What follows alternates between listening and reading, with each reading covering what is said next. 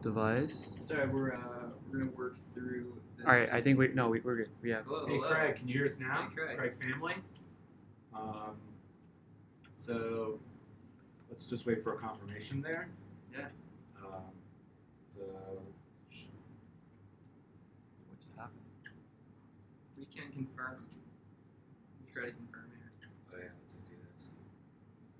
Okay, I can hear it. Okay, so hey, so I'll just start back again. Jeff and Mark here from Gentleman's Draft. Past two streams, if you've been watching with us this week, we did 4 Rivals of Ixalan pre-release boxes, and today's the day. Today's the day where you can go to any game store and pick up just Rivals booster boxes. And if you get there early enough, you will also get one of these beautiful buy a box packs. We're gonna keep this till the end because there's supposed to be like a high number of rares in these guys. Give us some exciting cards to look forward to at the end, guaranteed. We do want to thank the game store that Mark got these at. What was it called? Yeah, Lefties Sports Cards. They're in Burlingame, right near Millbrae Ave. Yeah, if you live around that area, you know that area. Go support them. They've been more than gracious. Yeah, swing by. Told them the gentlemans. Told them to check them out. They gave us this great foil promo Captain's Hook. Captain's Hook, yeah. So beautiful card. You might notice we actually have a new card cam today. It's powered by our string wizard right now, Wumpkins. He's behind the scenes. We're going to swap out just because right now it requires some manually entering the name of the card. We're hoping in future streams to have some like machine learning, AI, blockchain-based system to automatically kind of take the name of the card and show it. Yeah, blockchain verification, make sure that we are using the right card. Yeah, so pretty much we're going to say the name of the card. You'll see it come up on screen. We're hoping it's a lot easier to look at. But yeah. Jeff, I don't know about you, man, but I'm really excited. I just do want to say to you, if you watched the stream yesterday, we had a pre-release box. There was no promo card. There's no promo card. We did reach out to Wizards. We haven't gotten a response yet, but we are looking forward to Wizards' response. Yeah, I have emailed Wizards. Ue Shen says audio's a bit low. If you can move the mic closer, would be good. Did you set the mic on my main computer, Wumpkins? No, I set it on this. On that one? Yeah.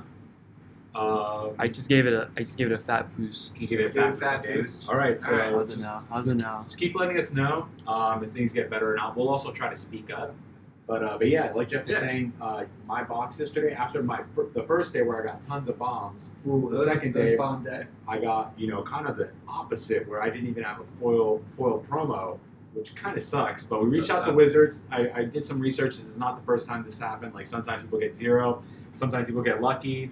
He said maybe 20% more. I can't boost it anymore. Can't boost audio. Yeah, so maybe boost on. Oh wait, hold up. Boost on your end, maybe. 120%. There we go. 120. Okay, we're at 120.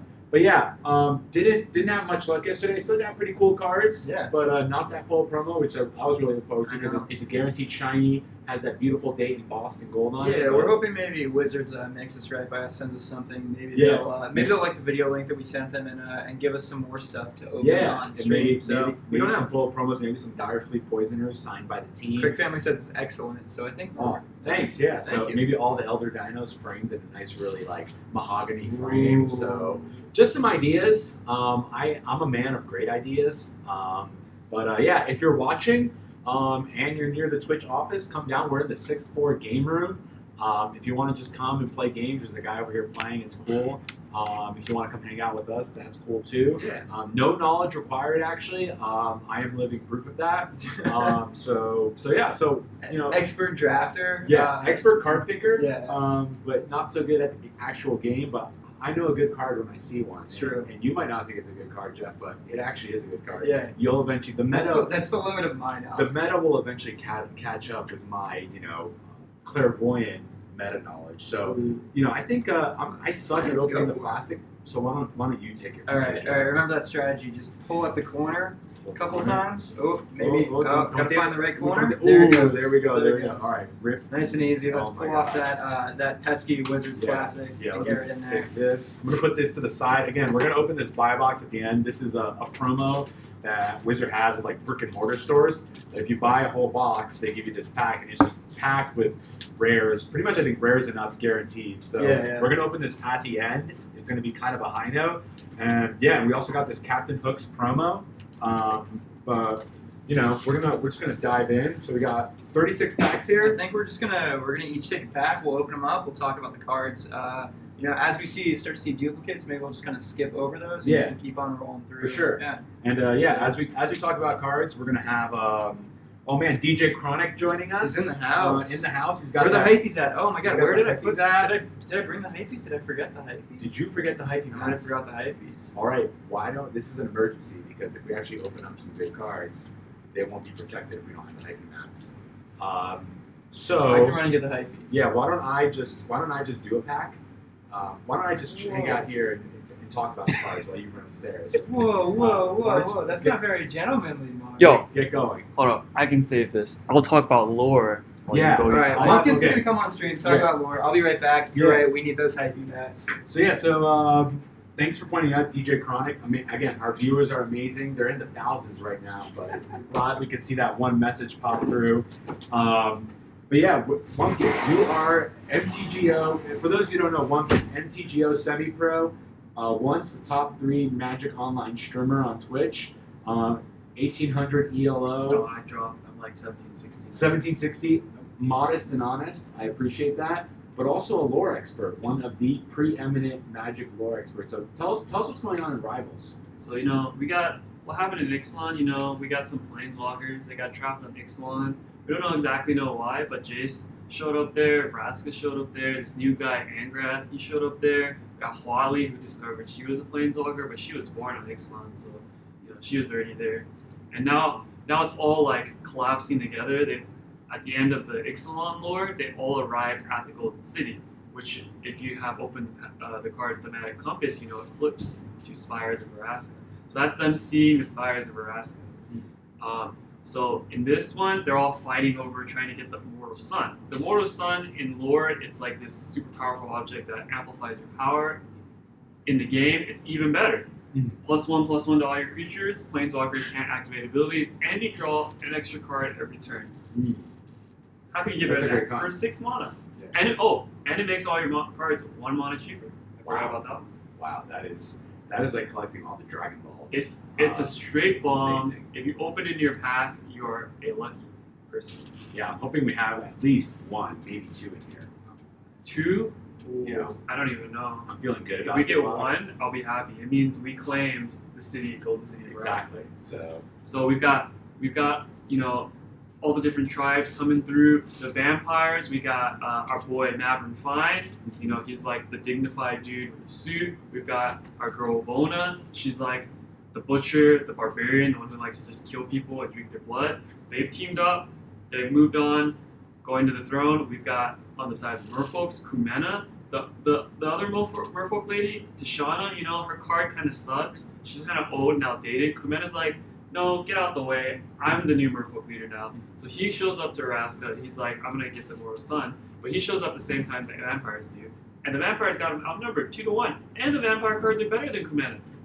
Yeah. So the vampires are winning right now. Yeah. That's how the story is going. Meanwhile, the pirates and the dinos are just getting wrecked because they're slower than everyone else. Yeah. Now Jeff is back. Jeff's back, So so- lore analysis is Lore over. analysis. Yeah. We just opened 4 packs, so Jeff, you missed some great opens. I'm sure I did. So We got a little huffy grabbing the hyphies. We got the hyphy mats. We're gonna get right into it. Hyphy map. We are. This is our last pack. You guys produce the best packs ever. So, of our 10,000 viewers, I know there's some hyphy map employees out there. Feel free to send us some. Twitch HQ. Maybe shoot us a message. Slide into our DMs on Twitch. We will reply. Yeah, if you even want to make a custom gentleman's draft hyphy mats Yeah. with our logo on it. Our hypothetical logo. Yeah, our hypothetical logo, our hypothetical, screen placeholder. Yeah. That'd be great. That'd be great. Yeah. But even just solid color ones. Yeah, solid color one. So, all right. So, just to give you a little intro, these packs have different kinds of people on them. Like Wumpkins was mentioning Angarath, the Minotaur with the lightsaber whip. Like that's him right there. He's looking cool. Then we just got a Dino. He's a Dino. He's actually in a card. I forget the name of the card, but he's a card. It's Enraged Raptor, I believe. Enraged Raptor. Then we got a Merfolk, dude. This is the devoted something. He's pissed that people are trying to get the Immortal Sun. Then we got a really pale person with sharp I think Sharp that is my canines. least favorite card in the fucking set. Yeah. Moment of Craving, -2/-2, Moment. +2 health. I got 10 Moment of Cravings It's played not against me good. yesterday. It's 2-0 removal. Yeah. It's great. I I like So it playing seems that like card. Wumpkins has some strong feelings about that. And then my personal favorite, Guy with the Stick, that has a round thing on the end. Really awesome. Really awesome. Sun So, Sentinel. That's a 2/2 with vigilance. there we go. Let's, See, so Let's get at it. let's get at it. So Yeah. let's just open this and then Ooh, first official non-pre-release pack. this is exciting, This is a dude. good day. Oh my God, Oh. Jeff! Look at this first card. This is kind of making me angry. Oh my A god. Raptor Companion. Raptor Companion. Now, guys. This pack, Rivals of Ixalan, is the sequel to Ixalan, and in kind of poor form. There are some reprints. Yeah. There are strategic reprints, but Raptor Companion, kind of not there. It's going to come up on screen in a second, and it's a 2-drop, 3/1, but it's a reprint. Nothing Yeah. special. Give me something new. Yeah, Give and it's me just something give me a new. 2-drop 2/2. Yeah, I know. That's that's fine. it, that's it. You know, Yeah. with Call some, it maybe- with some new flavor Yeah, text, some call new it art. Raptor Friend, Yeah. Raptor Partner. Or how about instead of like Raptor Companion, you'd be like, like Raptor Enemy. Like, why can't let's get like I don't know. Oh, we're gonna get the rares out of there. Oh, you're getting spoiler. That bottom card is Oh, yeah. double-sided Yeah. card. Oh God. Oh Okay, no. I didn't see it. I didn't see it because I don't know the cards. Mark Oh. already cheating. Already by looking at cheating. the rares Oh my before God, we're alright. supposed to. We're gonna put All right, this- but yeah, let's So I can see your rare let's boards talk there. about it here. Okay. So I have a 1-drop Fanatical Firebrand, which we've seen in previous streams. We have Mystical Herald, which we've also seen. I think we're gonna kind of burn through some of these common Yeah, cards. and just Maybe just point out any of note, and then kind of keep going through. So yeah, we have Swagger and Corsair, pretty solid. Red Pirate, Plummet, Dusk Charger, which kind of gets into that Ascend mechanic. yeah. Let's bring up Dust Charger. what And you see- just yeah, let's briefly pull up talk Dust about Charger. Ascending. You might have heard about Ascend. If you watch Dragon Ball Z, you always know Goku ascends Super Saiyan, take out Frieza. Gohan has to take out Perfect Cell. He goes Super Saiyan 2. Goku fighting Fat Boo. He goes Super Saiyan 3, doesn't beat him because that's just a long, drawn-out saga with tons of transformations, people fusing, crazy stuff. But Ascending is kind of similar to that, where when you ascend, you level up. Yeah, and so Dust Charger, as you can see with the card on screen, it's a 4-drop 3/3, which isn't great, but if you can get a 4-drop 5/5 after having the City's Blessing from Ascension, then this card instantly becomes something a lot stronger, Yeah. a lot more playable, and a fun card to have in your deck. It's a good support card, especially if you're playing like the pre-release sealed. I wasn't a huge fan of this card, but I found that it was actually useful in the deck I built. So Hey, Wumpkins, I have an idea. What if we turn that computer around and you grab one of those keyboards, and then I have a USB adapter in there, and then we can actually put the keyboard right here, and then we can just type, and you can just be on the show. And Oh, what do that's you sick. think about that? You could type. I could type, so then we could just have. All right, all three of we us could can do show. that. all right, Sorry, so we're working through some. We're things working on here, some process improvements. This is pretty dope. but, And do you know if we just typed a number in there, if it'd be smart enough to just go, like if you type 044, or 44, is it smart enough to just pull up Negate? Nope. Okay, well, I'll build one of those websites soon. Yeah. As soon as I have some free time in my life. All right, so the next card, we'll wait until we can actually punch it in. Yeah. But yeah, I'll talk about maybe some other common cards we've definitely seen. So we've seen Bombard, which is basically a 3-drop removal card. It deals 4 damage to target creature. Pretty solid. Pay 3 to deal 4 damage. Solid red removal card in common. We've it's in seen the Snubhorn box. Sentry as Yeah. well. This is another Ascension card. It's a 1-drop 0/3 body. But when we have the City's Blessing, it then goes up to a 3/3 body. We'll actually pull it up, Snubhorn Sentry, so you can have a peek at that. There we go. So up on stream now. It's actually got some beautiful art, nice pop of color. But yeah, that 0/3 body basically helps you hold out until you can go ahead and descend, and then it actually becomes a useful 1-drop creature, 3/3, pretty strong.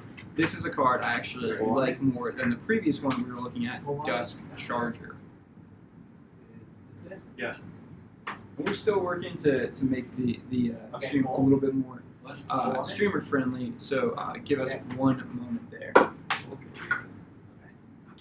Just keep going, Jeff. All right, so yeah, Next up, we actually have a really great 2-drop, Kitesail Corsair. We saw this in a previous stream as well. It's a 2-drop, but then it has flying as long as it's attacking, so a nice evasive attacking creature. We are getting Wumpkins set up to be on stream with us here. We're going to try to pull up Kitesail Corsair. Oh, configuring the keyboard now. Okay, and then if I do, okay, and then you just have to remember to Command Shift and Alt to delete. But can you see that? I can't see what I'm typing.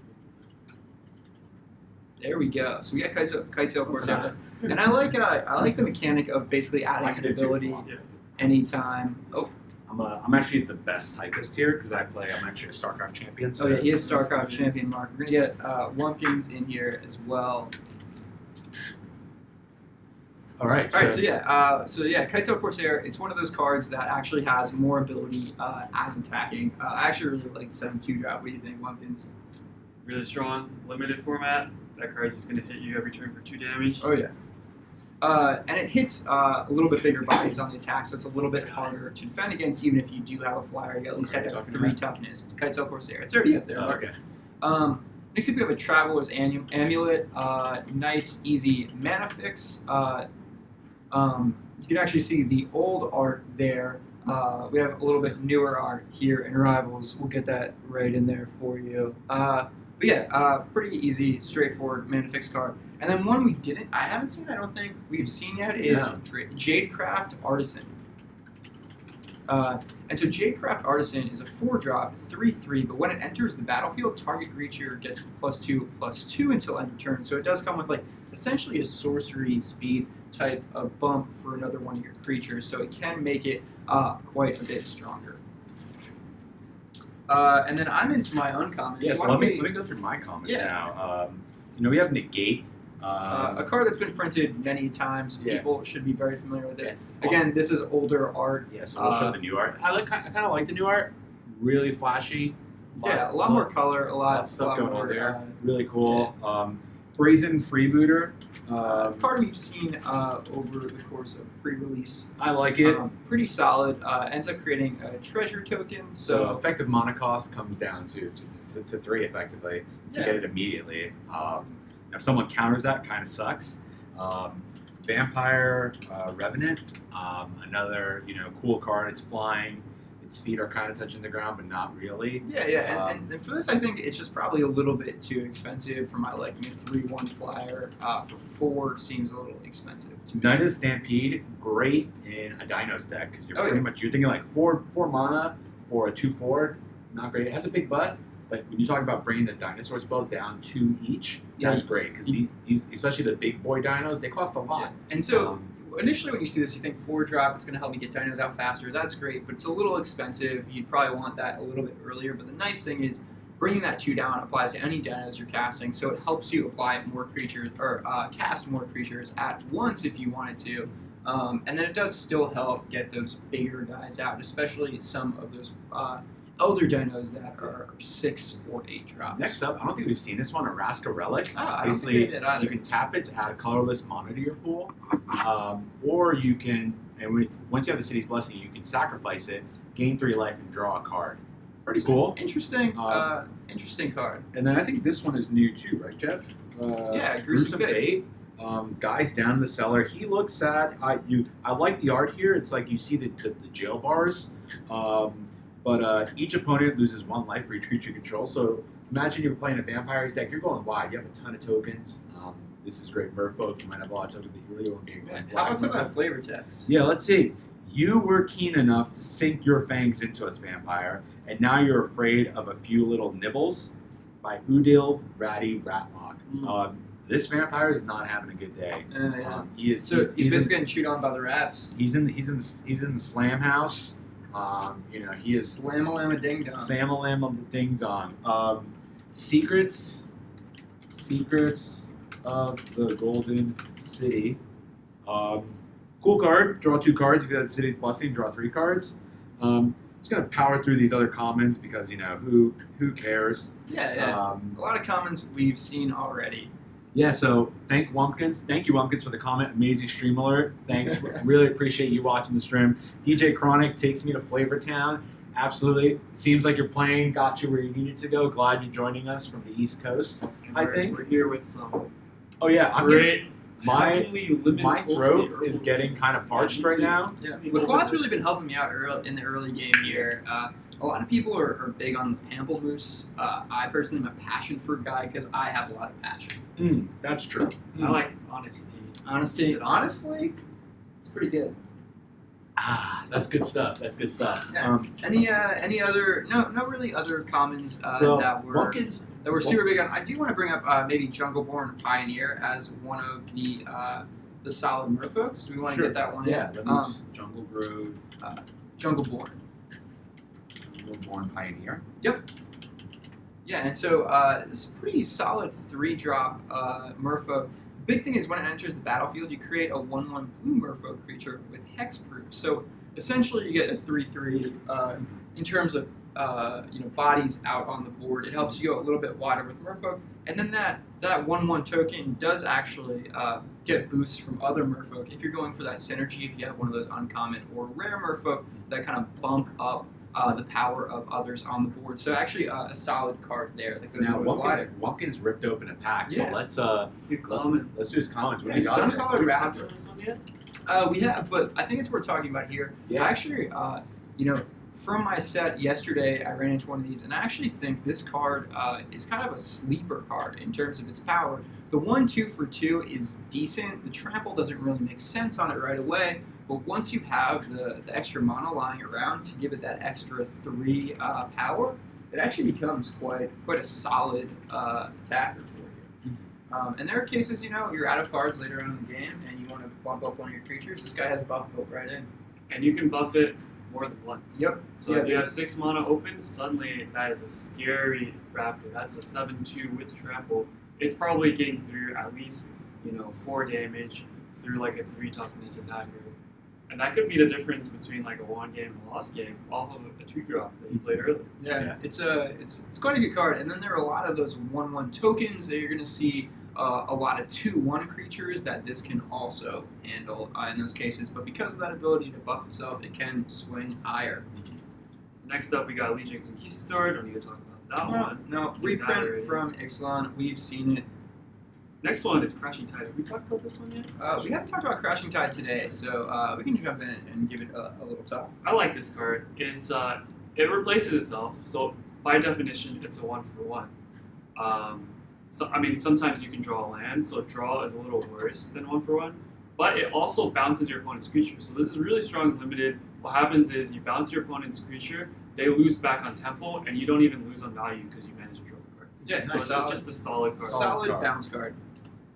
Next one's Impeding Horncrest. We talked about this one. Oh, we haven't actually. Really? Yeah. Okay, so this one's nothing special. It's just a 4-mana 4/4 that sometimes has haste. Now you can compare this with a actual bomb in uncommon in Ixalan called a Charging Monster Sword. Oh, And that's a 5-mana 5/5 haste trample unconditional. So if you compare that card to this card, you'll see like a world of difference. This is like a mediocre card, and that card is an amazing card. Now, not to say this card is bad. 5 mana for 4/4 is about par for the course. And if you're going with those dino synergies, odds are you get this out, you already have a dino on the board. Exactly. So it'll probably have haste, so it's not terrible. It's a decent mid-level card. Next card, Dinosaur Hunter. We talked about this. No, I don't think we saw we that one haven't. yet. I don't think we've seen that. I love the First flavor time of this we've guy. seen common Give us that. Hit us with that Alright, flavor, alright. Wumpkins. Hey, Take us the to take. foul Hold beast. on. Take us to Flavor Town. Flavor Town. All right, Flavor okay, Town. okay, here we go. Hey, the foul beast chomped me, but I got away. You best believe when I find it again, it won't get away so easily. Wow, he's got a little southern drawl there. He's got the I drawl. like it. I Oh, like it. boy. Tell us a little more about that card, I'm a Wumpkins. southerner, so it comes easy. Oh, that for is me. true. That is true. So this card actually, it's sleeper good and limited because a lot of the time people will be playing big dino decks, and this completely shuts down big dino. I had a deck yesterday. I played Goltza. Someone dropped Dinosaur Hunter, and I was just like, I'm done. I can't play this game anymore because Dinosaur Hunter trades with Goltza. Yep. I'm sure you're taking 10 damage off the trample, which which Might is quite a kill you. bit. Yeah. It might kill you, but if it's not Golta, if it's something like just a big dino in general, like Or anything without trample. exactly, Yeah. it just trades up, and A 2-drop 2/2, even if you're not going Exactly. after Dino, is still solid. and it has the pirate tag, so it synergizes great with your pirates. So this is a great pickup in any sort of pirate deck. You're happy taking this, and sometimes it becomes a bomb. Nice. Not a bomb, but like a really sweet. really It's solid a very, card. very Yeah. useful card. Super solid. Next one, Hunt the Weak. We've seen this. Yeah. It's essentially Savage Stomp without the benefit of Dino Synergy and for 1 more mana.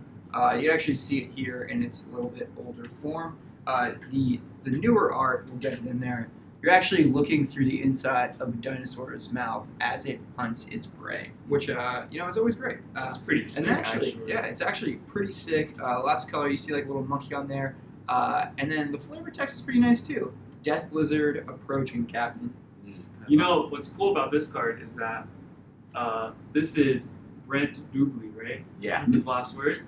In the Ixalan set, if you pull up Lightning Strike, would you like to pull it up? Lightning Strike? Yeah, totally. We might get the older art here though on Lightning Strike. Oh no, we've got It's it. on. Alright, so what does it say there? It says, Storm on the Horizon, Captain. Grick Doobly. Last words. Ooh. His brother, cousin, cousin, father, maybe, mother. a relative of We got a sorts. family of Dooblies dying here. Maybe his dog. Maybe he names the dog to give him the last name. Maybe. Ooh, Ooh. Wumpkins, nice call out. Dude, nice Idea call, of dude. flavor text. Lore expert. Lore expert Even knows the Wumpkins. minor characters. Oh know? my I love it. goodness. So next we got Kaiso Corsair, We've just talked seen about Kaizo, that. of course. Yeah, we've Traveler's Amulet, just We've talked seen about that one. Evolving Wilds, We've I seen believe we that talked one. about that one. The reprint Colossal Dreadmaw. Now the cool thing about this Colossal Dreadmaw I want to talk about is that the flavor text has changed. Oh, really? So I don't know if you can see that, probably not, but it says, remember when this was the most terrifying thing you'd ever seen. Yeah. Captain Lannery Storm. Oh yeah, and the previous flavor text is about it being that's actually up on screen. If you feel the ground quake, run. If you hear the I can't read that something, flee. I can't read that. It's okay. If you hear its bellow, flee. If you see its touch, it's too late. Or if you see its tooth, it's too late. So in Ixalan, this was like a scary card. Now with all these primal, elder dinos coming out, not so scary anymore. Next up, we've got. Oh, I'm on uncommon, so let's go back alright. to Mark. Let's go back my way. I'm going to start with the new card I haven't seen yet. Hitless Plunder. Hitless Plunder. So, cool card, Human Pirate. So it's a 4-drop, so a little expensive for a 1/4. But whenever another creature you control dies, create a colorless artifact token where sacrifices artifact. So you pretty much if you have this guy out, he comes out. You feel a little better now trading monsters. Trading your guys because you're going to get. They're helping you ramp into something. The only thing is it comes a little bit too late. It comes in a the little game too for late. me. Yeah. So If this was a 3-drop 1/3 or a 2-drop 1/3 with this ability, I'd be a lot more excited about it. next up, I have Forerunner of the Coalition, another black pirate, 3-drop 2/2. When it enters the battlefield, you may search your library for a pirate card, reveal it. So this is kind of your Forerunner card, kind of like every tribe has Every one. tribe has This one. kind of lets you tutor out almost to the top of your deck a particular pirate. So if I'm rolling a lot of hostage takers and I want one, it could be a card that could be if I'm playing someone that I need removal, this could be a good card that it functions as a creature, but also effectively to peel out abilities in my deck that might help me later. And Right? the thing is, they all have some sort of ability when that type of creature comes out onto the field. This one happens to be that each opponent loses 1 life. This is one of the better abilities, I think. I think the Dino one probably has the best ability in dealing damage, because that can trigger Enrage on the dinos that just came out onto the battlefield and other dinos. I think it's a little bit more cohesive. This one in particular is decent, but there are some that I'm not a big fan of the abilities of. So one thing about Forerunner of the Coalition that I want to talk about that you really don't think about once you get the card is that if you have multiple Forerunners in a draft, it's uncommon. It's probably not going to happen, but if you do, it absolutely becomes crazy because you Forerunner, it tutors for another Forerunner in the next turn, and then you Forerunner again, and then every pirate you play from then on is dealing 2 damage. And you have 3, it tutors for another one, and every pirate you play is dealing 3. So getting multiple Forerunners on the board, not only does it find another Forerunner, but like it just ends the game real fast. Your 2 drops are entering the battlefield, dealing 2 damage to your opponent. Oh yeah, it's insane. Cool. Yeah, I never thought about it that way, but that's actually a really smart move. And then our last one, I don't think we've seen this one either. Yeah, so Swift Warden's a 4-drop flash, so you can play it, whenever you want. And when it's a 3/3, so 3-drop, 3/3, solid on its own. Flash, you're kind of getting that for free, Yeah. And then also when Swift Warden enters the battlefield, target Milfoil you control gains hexproof until end of the turn. So if you're about to be targeted by something, this effectively can be a counter. You give your guys hexproof. You have a 3/3 body on the field, all for 3 mana. So actually, I think it's a value card. Yeah, it's a really solid card. I like this a lot. If I see this so far in any of our packs, that's probably pick 1 for me, I believe. Let's get into my uncommons now. So we have Resplendent Griffin. So I think this is the first Resplendent Griffin we've seen. There we go. So it's a 3-drop, 2/2 flyer. It is on blue-white, so a little bit, I think, off-color combination for this particular set. Blue-white's good. Blue-white is the flying color for the set. Yeah, but there isn't really a tribal synergy between the blue-white. So we're getting a little off track there, but it's flyer. It does have a send, though, and then whenever it attacks, if you have City's Blessing, put a 1/1 counter on it. So interesting, a lot of like the common Ascension things are temporary or one-time add-ons. This is every time. So every time you attack with this after it ascends, you keep buffing it and buffing it and buffing it. It gives your opponent, especially if this comes out with Ascend or gets Ascend, it gives your opponent something really scary to deal with. In particular, if they don't have anything to deal with flyers, this kind of can go unchecked and just keep on growing. It gets a little scary. Next up, we have Atsakan Seer. This is something that we've already seen. I personally like it because of the mana ability of tapping and add 1 mana of any color to your mana pool. It really helps you work with those Dino synergies. You can see it's on green-white, but there are a lot of great dinos in red, and that's going to help you get those out. You can also sacrifice it and return target dinosaur from your graveyard to your hand, so it does help get one of your balanced dinos back into the field of play, back into your hand and to the field of play, so you can actually kind of keep that guy alive. And then finally, we have Hornswoggle, which is a card I'm not really huge on. So you can counter target creature spell, and then you create a colorless treasure artifact. I just don't think that's worth an uncommon or 3, really. It's playable. I've never felt impressed by it, but I've gotten wrecked by it before. It's just a counter spell. I'm not too high on counter spells limited because you want to be active, right? Right. You want to be responsive. I'm not a huge control counter type of guy myself. I kind of like the more straightforward plays, the things that allow me to interact at any point in time or at any point during my turn. I don't like to be as reactive as this forces. I'm more into the shiny boys. Just shine, beautiful flavor text, beautiful art. It's kind of me. So it's cool that well, this has a lot of flavor. Look, it does. The name is Hornswoggle. Hornswoggle. It does have a top tier name. Top tier name. One guy getting thrown off a boat. He's looking cool. He has cool armor, but the other guy with the cloth, maybe a little faster. It's like back in the Roman Empire, you had the big armored guys, and you had the nimble guys that had barely just cloth armor. You'd think like, oh, the guy in the heavy armor is going to win because he can't get hurt. But the nimble guy can just kind of strategically go around. Boom. I mean, this guy's boom. flying I off a slashed boat. your ACL. Boom. I slashed your MCL. Boom. I slashed your ankle. Like this guy's flying off a boat. He has too much armor, and he's gonna drown. He's gonna not drown. gonna swim. So this is and then being a merciful pirate, she saved the vampire's gold from falling over. Oh, it's a vampire. It's a vampire. Oh. So this is a direct callback, similar to the Hunt the Week. If you go back and type in Skullduggery, Oh yeah. you can see it's the same pirate and the same vampire. Oh, it's not the same vampire. No, not the same vampire. But Same idea. Same idea. Pirate It's the kick- same pirate. pirate We got kick- the captain's hat on this. Oh, That has Basically, the same a pirate kicking a vampire's ass, pretty much. But it is very similar art. It kind of falls into It's the the same kind sort of yeah. fun name. Same theme. you know, Same idea. Vampires getting wrecked by pirates. I'm into it. So Wumpkins, tell us about Yeah. your uncommons. Okay, so first off, we got Stone Quarry. Nothing special about this card. It is a 2-color land that comes in tapped, so it's good if you're in those 2 colors, and it's not if you're not. The thing about this card, though, is that it's part of another set of uncommon 2-color lands. So this is part of that. That one's actually showing up with an Ixalan badge. Interesting. Maybe it's a reprint. Yes, it was printed in Ixalan as part of the Planeswalker The dual Planeswalker deck sets. sets. Ah, One Gotcha. that I believe Mark has. Yeah, I have it. It's part in, of the Thwotley set. it's in my Magic cabinet. It's part of the Thwotley set. So yeah, The art is the same, interesting enough, but it is now an uncommon with reference to Rivals and inside of these booster packs as opposed to those the sets. So next one is a really strong card. It's called Reaver Ambush.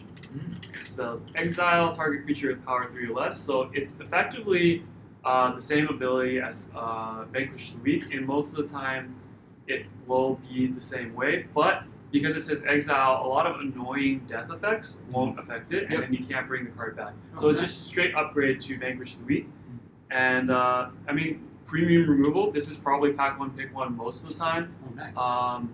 Unless you have a bomb, right? Yeah. This Oh, is yeah. this is about the best it gets in terms of removal, and I really like the art here. We've got some pirates getting Getting frisky. getting frisky with Getting this frisky. merfolk, and she's not having a good time. Getting with it. frisky with Yeah. it. Plus that flavor text. Yeah, read it for me. Honora knew with sudden, grim certainty he would never see the Oh, Great it's River a guy. again. Ouch. Well, Yeah, they're getting frisky with the guy. Sounds good to me. yeah. It My is scary. last card, Expel from Raska, and you can actually just type half of the name. I bet if you just type Expel from, you'll get it. I think I You spelled it type, wrong. you just type one in. Yeah, Very there it nice. is. So it's an instant. It has the keyword Ascend. So if you control 10 permanents when you cast it, you get the City's Blessing, and it says return target non-land permanent to its owner's hand. So for 2 mana, that's about par for the course. It's already good. But then if you have the City's Blessing, you put it on its owner's library instead. So that effect is worth 4 mana exactly, as we know, because Run Aground from Ixalan is 4 mana, and it says put target permanent on top of its owner's library. So basically, if you have the City's Blessing, it goes 2 mana cheaper for the same effect for 4 mana. So solid. Yeah. And then we have All our right. rare I'm cards. gonna start with Ooh. me. I'm gonna start with me. Mark. Get a good one. Oh yeah. I think we all got good ones. So You get. I don't want to flip it yet. I got Hadana's Climb. It's a double-sided card. And I gotta tell you, I really love this card. After playing it from my my pre-release set, this is one of those cards that can easily win you games if your opponent can't prevent it from staying around. so unfortunately we can't do the flip cam on this one, but once you We have can talk about it. 3 + 1 counters, it transforms. There's No, I think you can actually type in the name of the. Oh, sorry, you're right. Yeah. Because it gets a new name. Oh, I guess it didn't. I guess it doesn't work. It's alright. It doesn't work, but no worries. Basically, the back is it's legendary land. You tap it, add 1 mana of any color to your mana pool. So great mana fix. So all these like two-sided cards like this do have that ability on the back. And But then- what differs for them is this next ability that's based on its color. Yeah, so for one colorless, 1 forest, and 1 water droplet, target creature you control gains flying and gets +X/+X until the end of turn, where X is its power. So imagine making Galta a 24/24 with flying trample. Well, so here's the thing. To even get to that point, you've had to buff a creature with 3 1/1 counters. So you're already dealing with, at minimum, a 4/4. a 30/30 Galta is basically what you're telling me. Well, this thing is probably going to transform before you get Galta out on the board, but it is going to help you get Galta out on the board because you're giving all your other creatures more power. Yeah. So yeah, it kind of combos very well with Galta actually. And the nice thing here is that like you can play Galta easily in a Merfolk deck where you're playing that green-blue Yeah. combo. This plays into that perfect. Shout out to Joe NRV just joining the stream. Appreciate if you got if you're at work, if you have friends around you, tell them to turn on the stream, tell them to follow us, give us a like, follow, subscribe. But this card, I think it needs protection. Yeah, it needs a hyphy, man. This is top tier rare card here. Top tier rare I card. think Why don't you slide it on? I don't know. For me, this would be pick 1, and then I try to just force Merfolk, or at least the the green-blue. The nice thing too is that with this card, even if you end up going like green-red dinos, even if only one of those particular colors is in your mana pool, this is an easy card that I'm happy to splash for and making it make a tri-colored deck with a splash for this guy. So I will say, yesterday in my Merfolk draft, unfortunately I went 1-2 with it, but I did first pick a Adonis Climb, and guess what? I did have Galta in that draft as well. Ooh, wow. I never got to double up on Galta, but I did manage to get a flying 14-14. Wow. And that is huge. That is amazing. And then Jeff, tell us what you got. for my rare guy in here, we actually have Neshal Primal Tides. So one of those Elder dinosaurs. Amazing. Great first draw. Yeah, Mark got one of these in his pre-release pack. I am incredibly excited to go in here. As you can see, it's already in the hyphy mat. Let's get hype on that. Wow, yeah, this is a great one. first pack here. Very exciting. Another card that you can easily play with Adonis Climb, no issue. Mine.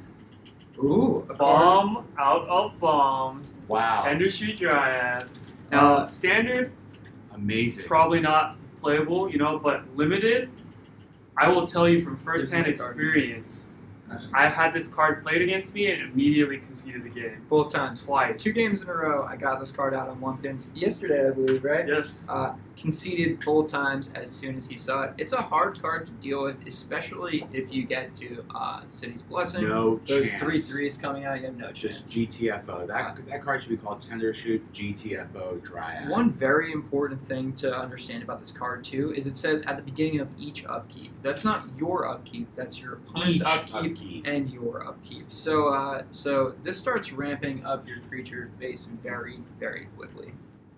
Bomb card. Bomb card. Really three bomb three cards. bomb I think cards. all three of those are easily the pick one, I think. Bomb.com. Yeah, But yeah, let's do let's it. keep going Has to because be attacked. Yeah, and as we get going, we're going to speed up more and more. So we just want to really get to those. yeah, Yeah, because Yeah. we'll be seeing duplicates here. Why don't we just go through and we pick a couple cards that we think are worth talking about. Skip the duplicates. We've seen this one. Let's see. Maybe. Yeah, we like this card.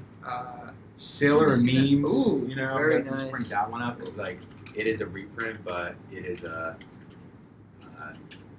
meme. It is a meme card. Another Hunt the Week. Rare boys. Just bring up this These card. ones we want to just get rid of, right? Yeah, Bounce you them just Grasping Scoundrel. Cool card, really cheap. As long as it's attacking, you kind of keep getting that buff. Another amazing. This might be the best card we've gotten yet. Tilinali's Crown. Amazing card. Amazing Look art. at that art. It's Enchanted beautiful. creature. I can't wait to see one of these in foil. Yeah, it's So gonna be beautiful. so sick. And then a new card I don't think we've seen yet, or maybe we have. The Deadeye Rig Hauler. It's a 4-drop, 3/2, and when it enters the battlefield, if you attack with a creature this turn, you may return target creature to its owner's hand. So, a 4-drop, 3/2 with bounce if you've attacked. Right. Not bad. I do just want to say we did get a foil planes. Foil plays. And we know who that goes to, Mark. Oh Hyphy man, mat hold on. that. It goes into the hyphy mat. Would As you- do all amazing Would you cards. take my foil planes? Yes, I'm gonna just pull these out and put these on top. So easy, but oh my god, what a beautiful, What a beautiful card. Foil lands are some of the most beautiful and actually sought after cards because they're Put that They're in the rare beautiful. pile We're because gonna put this in foil the rare lands pile. are inherently rare. yeah. So Any foil card really is inherently so rare. do you guys have any comments you want to just talk about? Yeah. I can pull them up on I the think computer. I think we should talk about Soul of the Rapids. We Sure. have seen this card. Whoa, I got some crazy hair going on now. Yeah, the 5-drop flying hexproof I think is solid. You're getting 2 abilities that make it pretty difficult for your opponent to interact with, and then the 3/2 body is pretty solid. Imagine comboing this with Adonis Climb, getting 3 1/1 counters on it. Boom, you got a 6/5 flyer hexproof. That's scary. It's a scary, scary card to deal with, and then on top of that, you're now doubling up its power with that ability. So I actually really like this card as a common card. And then Recover, which I don't think we've seen. That's actually some older art. I'll show the newer art here. But basically, you return target creature from your graveyard to your hand, and then you draw a card. So it helps you recover a card that is more important than it, Plus, it replaces itself by allowing you to draw a card. So, depending on what you're working with, this can be a pretty useful card. Inherently, it's a 2-for-1. It's a little slow though because it doesn't do anything immediately. Right. But if you're already ahead, this just gets you way further. Yeah. The one thing that I don't like about cards like this is they don't immediately affect the board, but in certain cases they can be powerful. So I've got a couple ones. Have we seen sea legs before? We have seen sea legs, but not today. So, let's it's worth tell us visiting. about it. Wumpkins. Talk about sea legs. It's a nifty trick because it's not an instant. It's a flash enchantment. So Interesting. the cool thing about this trick is that you can use it to get some value, and then the value stays. So I'm really thinking more of the +2/+0/+2 aspect. So if you're attacking in with a pirate, expecting to trade, for example, let's say you have a turn 1 Grasping Scoundrel, which is a 2/1 basically, and they block with like a 2/2. You put sea legs on it, and that thing not only do you basically 1-for-1 with the trade, but your Grasping Scoundrel permanently gets that +2. This is a really nifty trick. Not much else to say about that. We do have a joke here in chat. There's no punchline so far, but it's Kamiko Glenn, J.J. Abrams, and Stanley Tucci walk into a magic shop. ... Now, Joan Mac, I want to know the punchline to that joke, so please post it. Please Let us deliver. know. Please give us the punchline because I'm thirsty here. All right, we've got Speaking of Waterknot. thirst. Oh, speaking of thirst. Yeah, let's. I'll pull up Waterknot so people can start taking a look, and then I'll take a well-deserved break and hydrate with Pellegrino, the finest sparkling water. That's a great card. Strong card. Nothing new about this though. It's a functional reprint because it does the exact same thing as another card called Claustrophobia, but doesn't have the same name. I don't know why they did that. But I do really love the art on this, and It's claustrophobia. its ability is pretty solid. It's literally the same card. Yeah. But with a different name. So if you wanted to play like 4 Claustrophobias and 4 Waternauts, you could. I don't know why you would, but you could do that. You do it, yeah. Squire's Devotion. Have you talked about this card? Not Oh, today. yeah, not This today. is a card I Let's want load to it. talk about for a little bit. I really, really love this card. Mark of the Vampire is one of my favorite cards in Ixalan, and this card is Mark of the Vampire ++. It's 1 mana cheaper. The main part of Mark of the Vampire that you're interested in is the lifelink. You're not really terribly, like the +2/+2 is really good, but it's not like the selling point of the feature. So this one, it only gives +1/+1, so that's +1/+1 less, but it also gives the lifelink, which is what you're really looking for anyways, because you're trying to put it on something evasive anyways. Plus, this also gives you a 1/1 vampire token, so it's half of Queen's Commission. This is one of the strongest cards I think in common. Yeah, so it's half of Queen's Commission and it's half of Mark of Vampire. Nice. And it's the good half of both. And then, especially in this set, there's a lot of black-white. So the thing about enchantments is that they allow you to get 2-for-1, because if you remove the creature the enchantment is on, the enchantment dies. But this card inherently has some protection against that, because it also leaves behind a 1/1 even if it gets removed. So I really like that card. We got Mutiny, I'm pretty sure we talked about that one already. And Overgrown Armor Slayer, which is nothing special. So Cool. Why those don't are we- my Yeah, cards. the one thing I do like about Overgrown Armosaur, real quick, is if you are working on ascending, it does help create more bodies for you to ascend with. That's true. So that is trying to play into that mechanic a little bit. You're right, nothing special, but working towards ascend is kind of nice. So those are my own comments. Just a Highland Lake. Nothing special. Yeah, another one of those dual lands, but now as you can see, that is what the Amonkhet. That looks like the Omnicat. Yeah, that's the Amonkhet logo. So it was printed in Amonkhet, but it's back here as an uncommon. Then a Resplendent Griffin, which we've seen already, and then new card, Cacophodon, 4-drop, Cacophodon. 2/5. So big butt. Usually big butts I'd start seeing they're around 4, so this is a big butt ++. In Rage mechanic is whenever it's dealt damage, untap target permanent. So And I think pretty straightforward. You want this Yeah. thing as a blocker. You want it to have damage. Want to have damage dealt to it, and to really use that ability. absolutely. And then that flavor text. When a Cacophodon is angry, the whole jungle knows. So you can see it kind of bellowing out, letting the jungle know I'm pretty angry. Yeah, he's mad. He's kind of a whiner. Actually, but- I really like that flavor because cacophony, cacophodon. Yeah. It's like a very it's like a pun, Yeah. and it's just a loud boy. He's a loud boy. It's He true. may it's not true. be strong, but his bark is worse than his bite. Yeah, absolutely. So a card I'm actually kind of excited to see. 2-drop 2/1, one of the few 2-drop dinosaurs we have. This though is an uncommon. When Cherish Hatchling dies, you may cast a dinosaur spell this turn as though it had flash. And whenever you cast a dinosaur spell this turn, it gains. When this creature enters the battlefield, you may have it fight another target creature. So this guy, if you're defending and it dies, it helps you get another dino onto the battlefield, maybe fight a weakened creature to help get that thing off of there. Or, boom, your next turn it no longer has Summoning Sickness. So I like this card a lot. I like the ability that it gives you to kind of stay flexible, get other creatures out on the board if you have the mana to do it. And the fight is really important because a lot of dinos have range, so you can immediately get the fight out, probably remove something because dinos are big, and get in range counter. Yeah, so one thing I do want to point out too is that flavor text, despite its appearance, it's anything but defenseless, and its ability and that flavor text play into the art as well. It looks like it's the small little dino, but in the background, what you're not paying attention to is the big mama who's going to come out and get you when this little baby dies. Big mama dino, worse than a big mama bear. Yeah. Speaking of art, I think its face looks sort of like Jar Jar Binks. Don't you? Oh yeah, Might be a little Jar Jar. Cherish Jar Jar Binks. Not a great face, but you know. But I do like this. I think for me so far, pick one, just because I like playing the dinos, and a 2-drop dino is pretty valuable right now. Next up, we have Curious Obsession. So another enchantment. The creature gets +1/+1 and has whenever this creature deals combat damage to a player, and you may draw a card, which is very, very nice, especially if you get this onto a flyer or something evasive. At the beginning of your end step, if you didn't attack with the creature this turn, you have to sacrifice it though.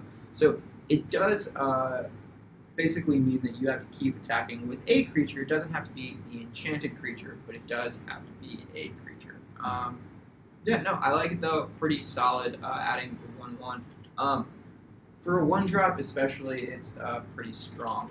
I would pick one this because if you're playing it, chances are you're never going to play this in a situation where you can't attack. So it's, the first turn you play this, you automatically replace it itself. And then any other turns after that where it lives is just a bonus. But the first time you play it, you're already happy because it already replaced itself. So in that situation, I always see this as an incredibly valuable card because it's something that 1-for-1s automatically that can get more. But I think turning into my pick one for this pack, a card that's very, very hard to deal with, Ever Drawn Champion. Prevent all damage that would be dealt to Ever Drawn Champion. So this thing can't have damage dealt directly to it. It needs to be exiled or wrapped up in some sort of enchantment.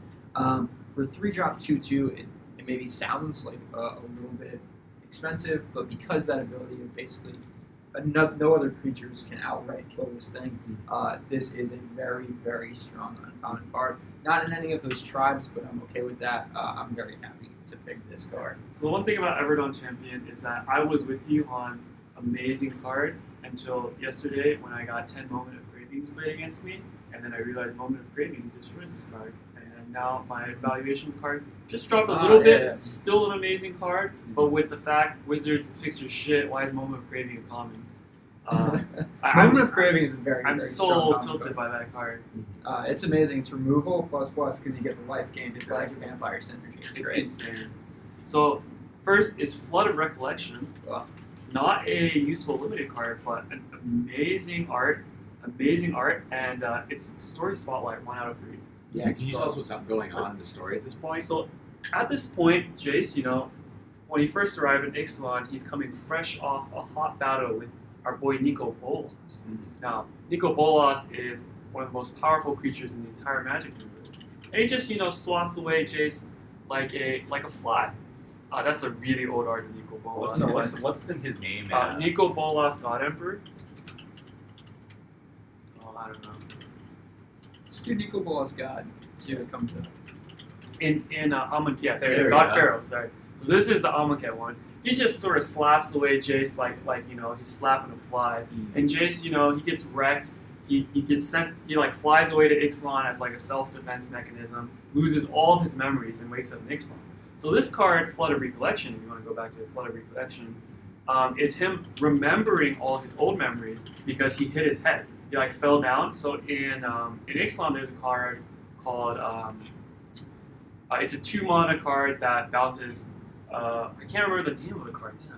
It's a 2-mana card that bounces, and that's a story spotlight there. That's him falling down a waterfall and hitting his head. I think it's 5 of 5 too. Yeah. Spotlight. Exactly, and this is 1 out of 3 is him, coming back, remembering all his past memories. So the flavor with the story, returned instant or sorcery. He's like a spellcaster. He's remembering his spells, returning into your hand. Not bad. Not a good limited card because instants and sorceries aren't really what you're looking for at limited. But I think there could be some crazy combos in a constructed format with this card. Interesting. Nice. What's next for you? Next, I got Relentless Raptor. I think we've talked about this a lot. We have, At least I yesterday. very much like this card. So we'll just say a few words about it right now. 3/3 Vigilance, good card. Yep. Card. It does force you to attack and block every turn if able, and it is always able because it has Vigilance. It never taps for combat, but 2-drop 3/3 body. I'm always happy to play, and the Vigilance is a big plus. And last one, Charging Tuskadon. Another dinosaur I actually like. I really like this card. So 5 mana 4/4 about par for the course for stats, but trample and its ability, if it would deal combat damage, it deals double that damage. To a player. To play. Yeah, so that trample that gets through gets Exactly. doubled anytime it gets through. So this is one card that you really have to block every time it attacks. You don't block it, it hits in for 8, and if they buff it, it could hit in for who knows how much. Say you buff it by 3, suddenly it hits in for 14 damage. You might just die from 1 hit from a Charging Tuskadon. This is something you have to block, and 4 power is not easy to block in this set. So if this gets out and you don't have an easy way to block this, You're probably maybe losing creatures. you're probably chumping creatures or maybe doing unfavorable trades like a 3-for-1 in terms of creature trades. This is a really strong card, not a bomb in any sense, but I really like it. Yeah. I think for me, it probably has a little bit of a leg up over Relentless Raptor as a pick 1 just because it's in 1 color. But the 2-drop, you can probably force red white if you wanted to as well. So kind of a coin flip there for me. I'm not quite sure. So time for our rare boys. I'm kind of Go excited first, about Mark. mine. The Ooh. silver clad Ferocidons, Oh. 7-drop, 8/5. Have you seen the foil of this? It's very It must beautiful. look great with It's the very purple, the green, the red, the the yellow. armor on them, I think, is Yeah, probably the it's thing that beautiful. really pops. So in Rage, whenever it's dealt damage, each opponent sacrifices a permanent. So It's interesting. It's a big body for 7, which is nice. That in Rage, though, isn't the best because sacrificing a permanent could be as simple as a land. yeah. So It's not playable. Yeah. Compare that to the other bomb. Whoa. Let me Which one? review mine. Jeez. Jeez. I like that one. Just give me a hard time, dude. All right, nice. We have Bishop of Binding. I'm going to get this into a high key mat right away. It deserves it. I really like this card. So 4-drop 1/1 sounds bad, right? But then Bishop of the Binding enters the battlefield. You exile a target creature an opponent controls until Bishop of the Binding leaves the battlefield. Whenever it attacks, target vampire gets +X until the end of turn, where X is the power of the exiled card. So you want to exile a big card, then buff up your other creatures. This might end up dying when it attacks, but for that round, it's going to buff up a creature. It can buff itself. Yeah, and it can buff itself. So, I don't know. I like this card a lot. I think it's a very strong play. Especially, you're going for those vampire synergies. There aren't a lot of big vampires, and so this helps buff itself again, or buff something else to be bigger. Yeah. So I like this card, really solid. The one weakness is that it's very vulnerable to removal. Yep. If you remove this, it's just a 1-for-1 because you get the exiled creature back. But if you can't remove this, it's a straight bomb because it's like a 3-for-1, right? So mine is Dead Man's Chest. Interesting. Now, this is a card that I saw when I first saw this card. I was like, wow, this is amazing. And then I looked more closely, and it's more of a meme than amazing because you enchant a creature your opponent controls, and then when that creature dies, you exile cards equal to its power from the top of its owner's library, and you can cast cards. You can cast any of those cards for any type of mana. So it's a huge card advantage card.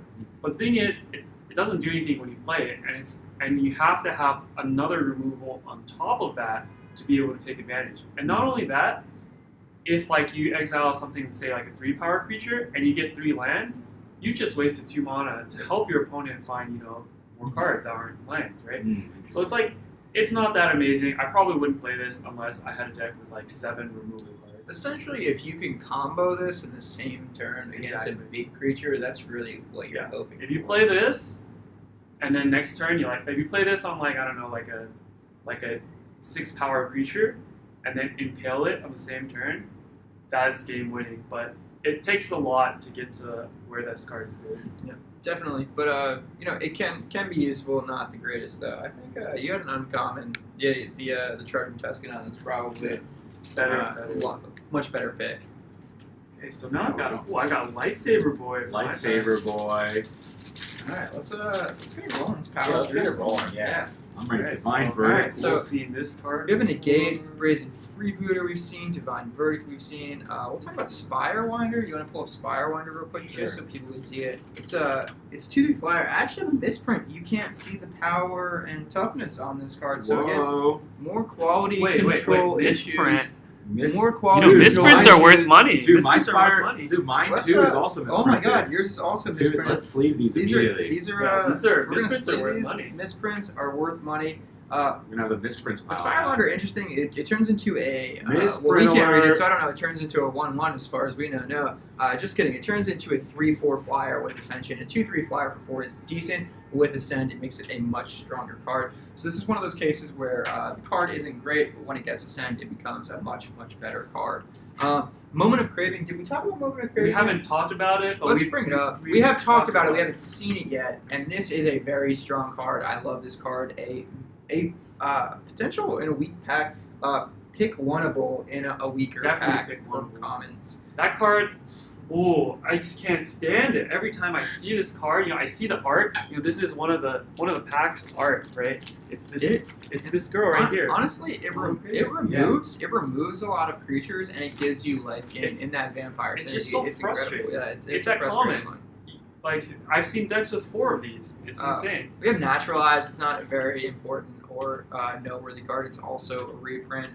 Not a fan. Bombard, which I do actually really like because it's a 3-drop that deals 4 damage to a creature, so a solid red removal here. Jude Bear, we've seen nothing great. It's a 1-drop 1/1, and it targets another Merfolk to give it a 1/1. But a lot of times, you want to play your 1-drops on turn 1. It does have some things that make it useful later on, but nothing great. Luminous Bonds, I just love the art here. Enchant creature can't attack or block, so pseudo removal, pretty solid. Colossal Dreadmont we've seen, and then I'm into my uncommons. We can just power through it. Yeah, let's just roll through it. Yeah, so we have Mausoleum Harpy. So it's a 5-drop with flyer as a 3/3 Bondy, a little bit under curve, but when you have the City's Blessing, whenever another creature you control dies, you put a 1/1 counter on Mausoleum Harpy. So this can get buffed up quite a bit if you have a lot of smaller creatures that are dying after you've gotten the City's Blessing from Ascend. So it could be a good card, and it could just be an okay card depending on where you're at in the game. Next up, a card I personally like, Famished Paladin.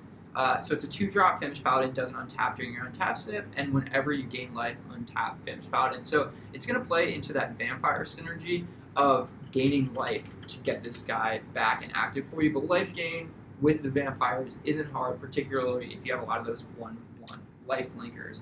And then last up, we have Reaver Ambush, which we've already seen. We like this card, premium removal card for the set. Let's go on now and save the rare.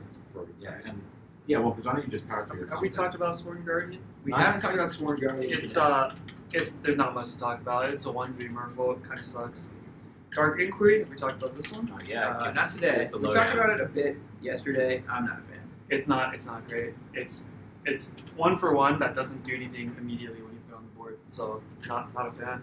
Goblin Trailblazer. We talked about this one.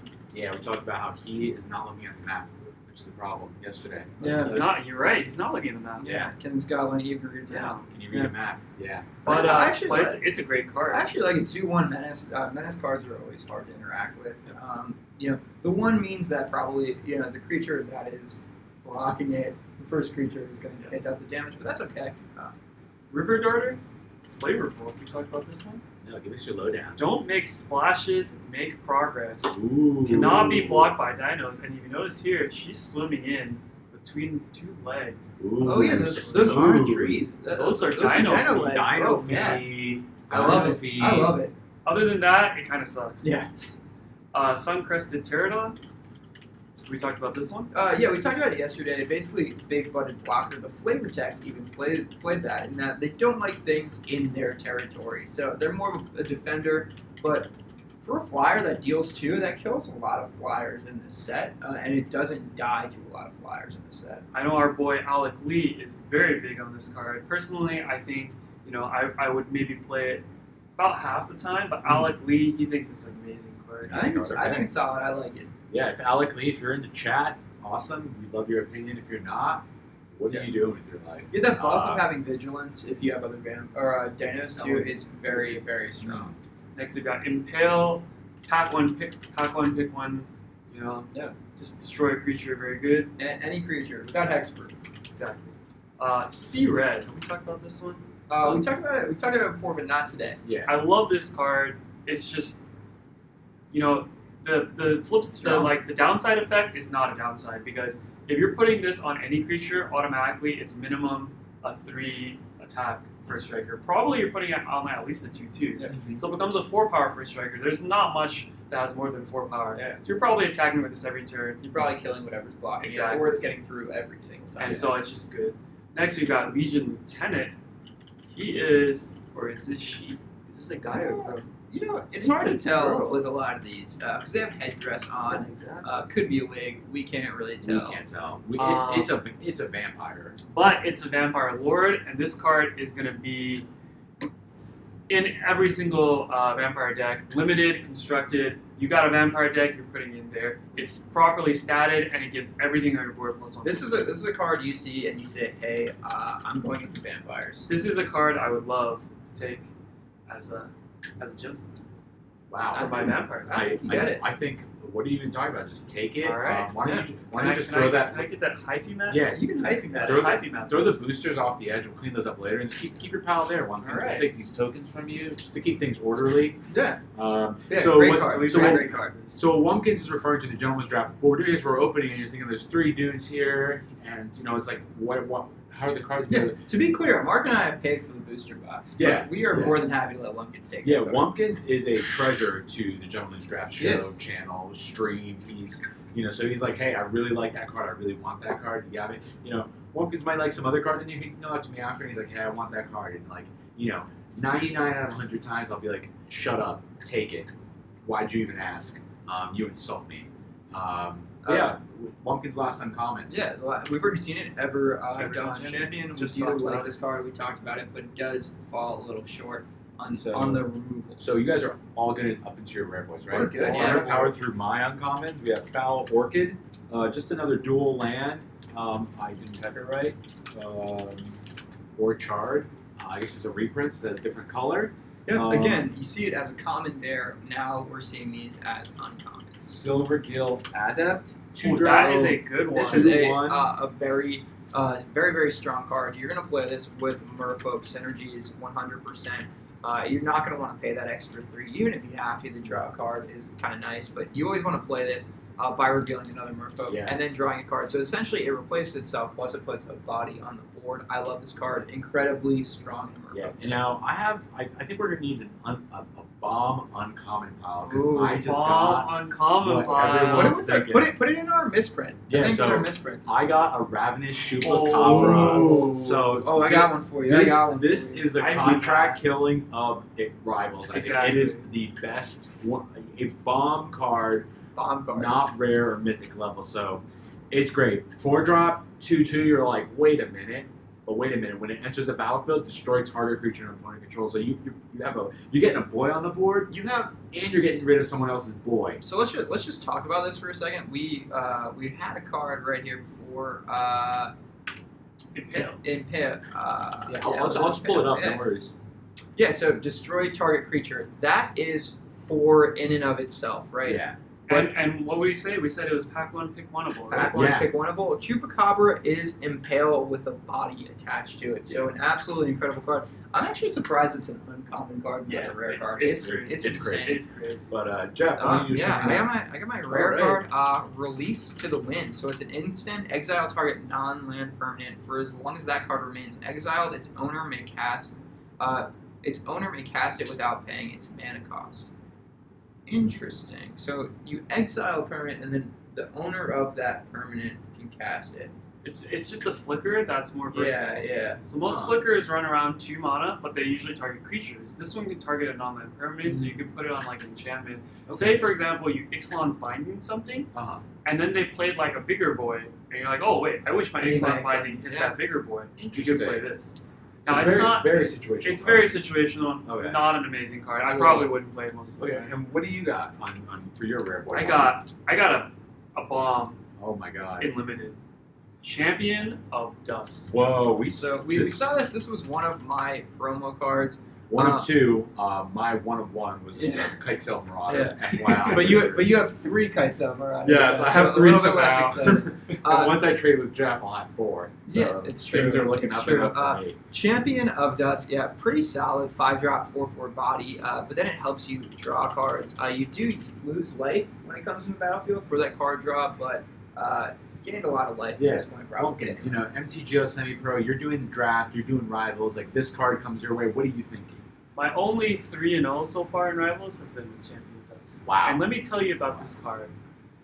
At one point in the game, I threw in my 1/1 tokens because I didn't want to overdraw and discard a card. That's how good this card is. Wow. I threw in my 1/1 tokens, let my opponent take favorable trades so that I only drew 6 cards instead of 8 cards.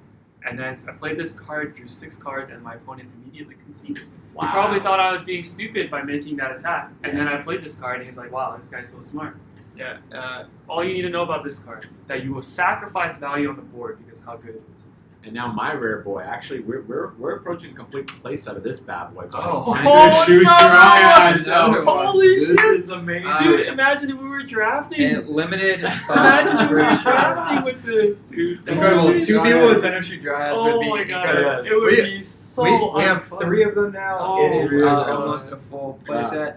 Honestly, like That was You know, those some I- good I That was some packs. good packs. I think we've talked about we don't know that it's going to be playable on standard, but I think with the right play around, it could potentially be. Maybe, Yeah, maybe. I like it does generate a lot of tokens. Before we open up the next pack, just to keep everything safe, why don't we just take a sip of our respective amazing drinks?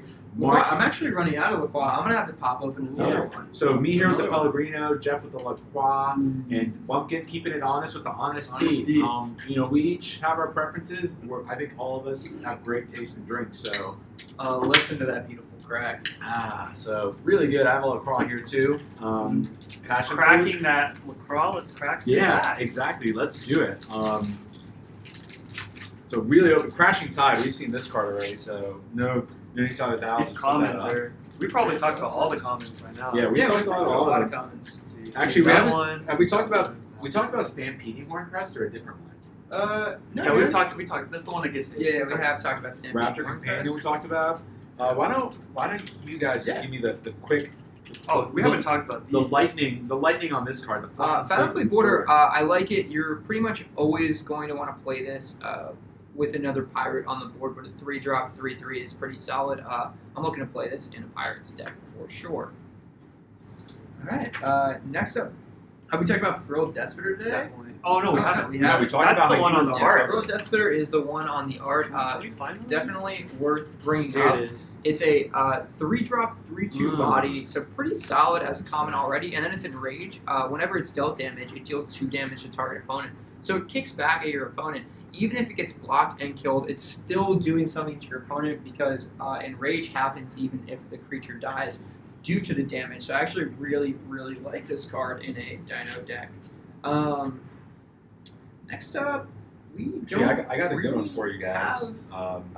anything Why don't you else. guys give me the lowdown on that one? Oh, yeah. That's So we don't have anything else really in my pack that we haven't seen yet, but this is a very, very solid common card. Again, 3-drop, 2/3 flyer. I've lost games because this card comes out on the battlefield in multiple cards. and you just can't. It has a big butt. You know, we were talking about the 2/5 that blocks. Mhm.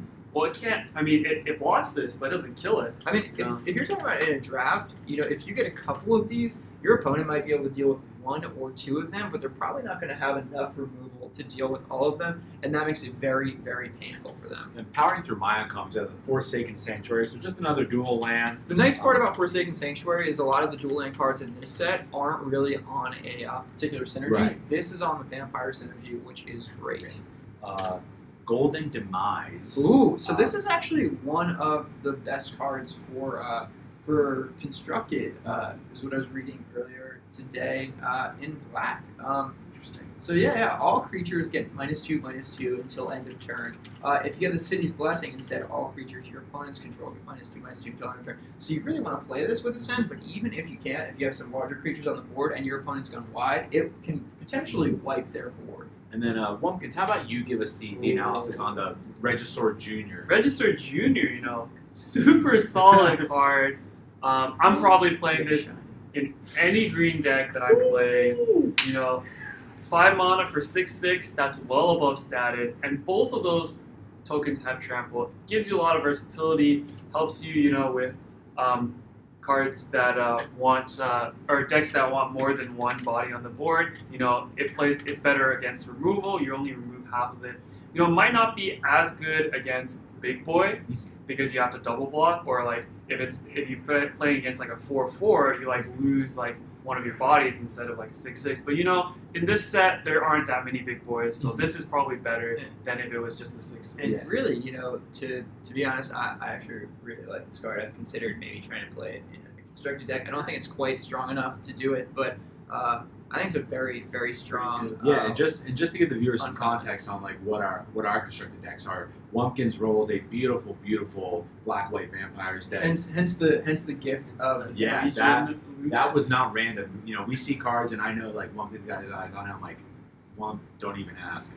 Jeff rolling a big boy red-green Dino deck. So we're holding out for a Galta form. We already got one. I got one, so we'll be okay either way. I'm looking for a full play set of Galtas potentially. Yeah, so that wild. And then I have a blue-black Pirates deck, probably the strongest deck out of the table here. I don't know, Mostly- with Rivals in the set, Yeah, it might be vampires. It might be vampires, but actually I had a lot of outside consulting by these two gentlemen to kind of just power up my deck. So To be fair though, with Rivals, your deck has gotten a lot better. That's because true. of Yeah, the you've cards and gotten the rid of attitude, some we bad are now cards. making decisions between great cards and other great cards Exactly. for what you should be removing, which is pretty always crazy. a good place to be. Yeah.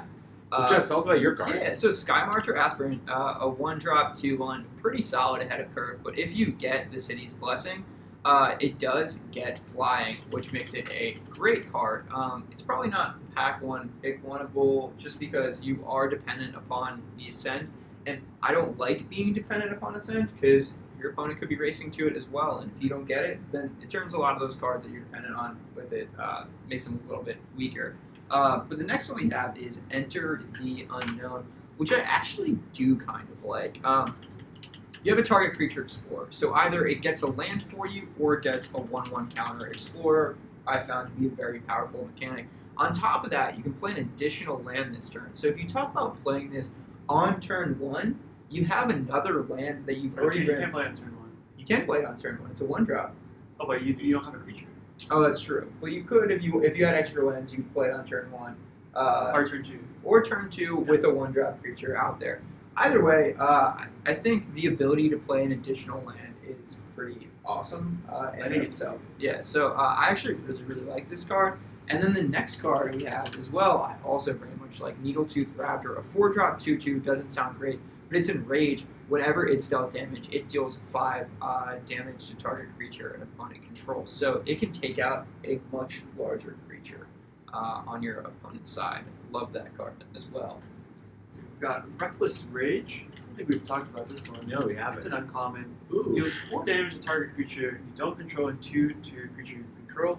This is a card you're probably wanting to play in a Dinos deck because not only in a Dino, normally this is like a drawback, you have to take 2, but in a Dinos deck with enraged mechanics, your Dinos are probably fat boys anyways.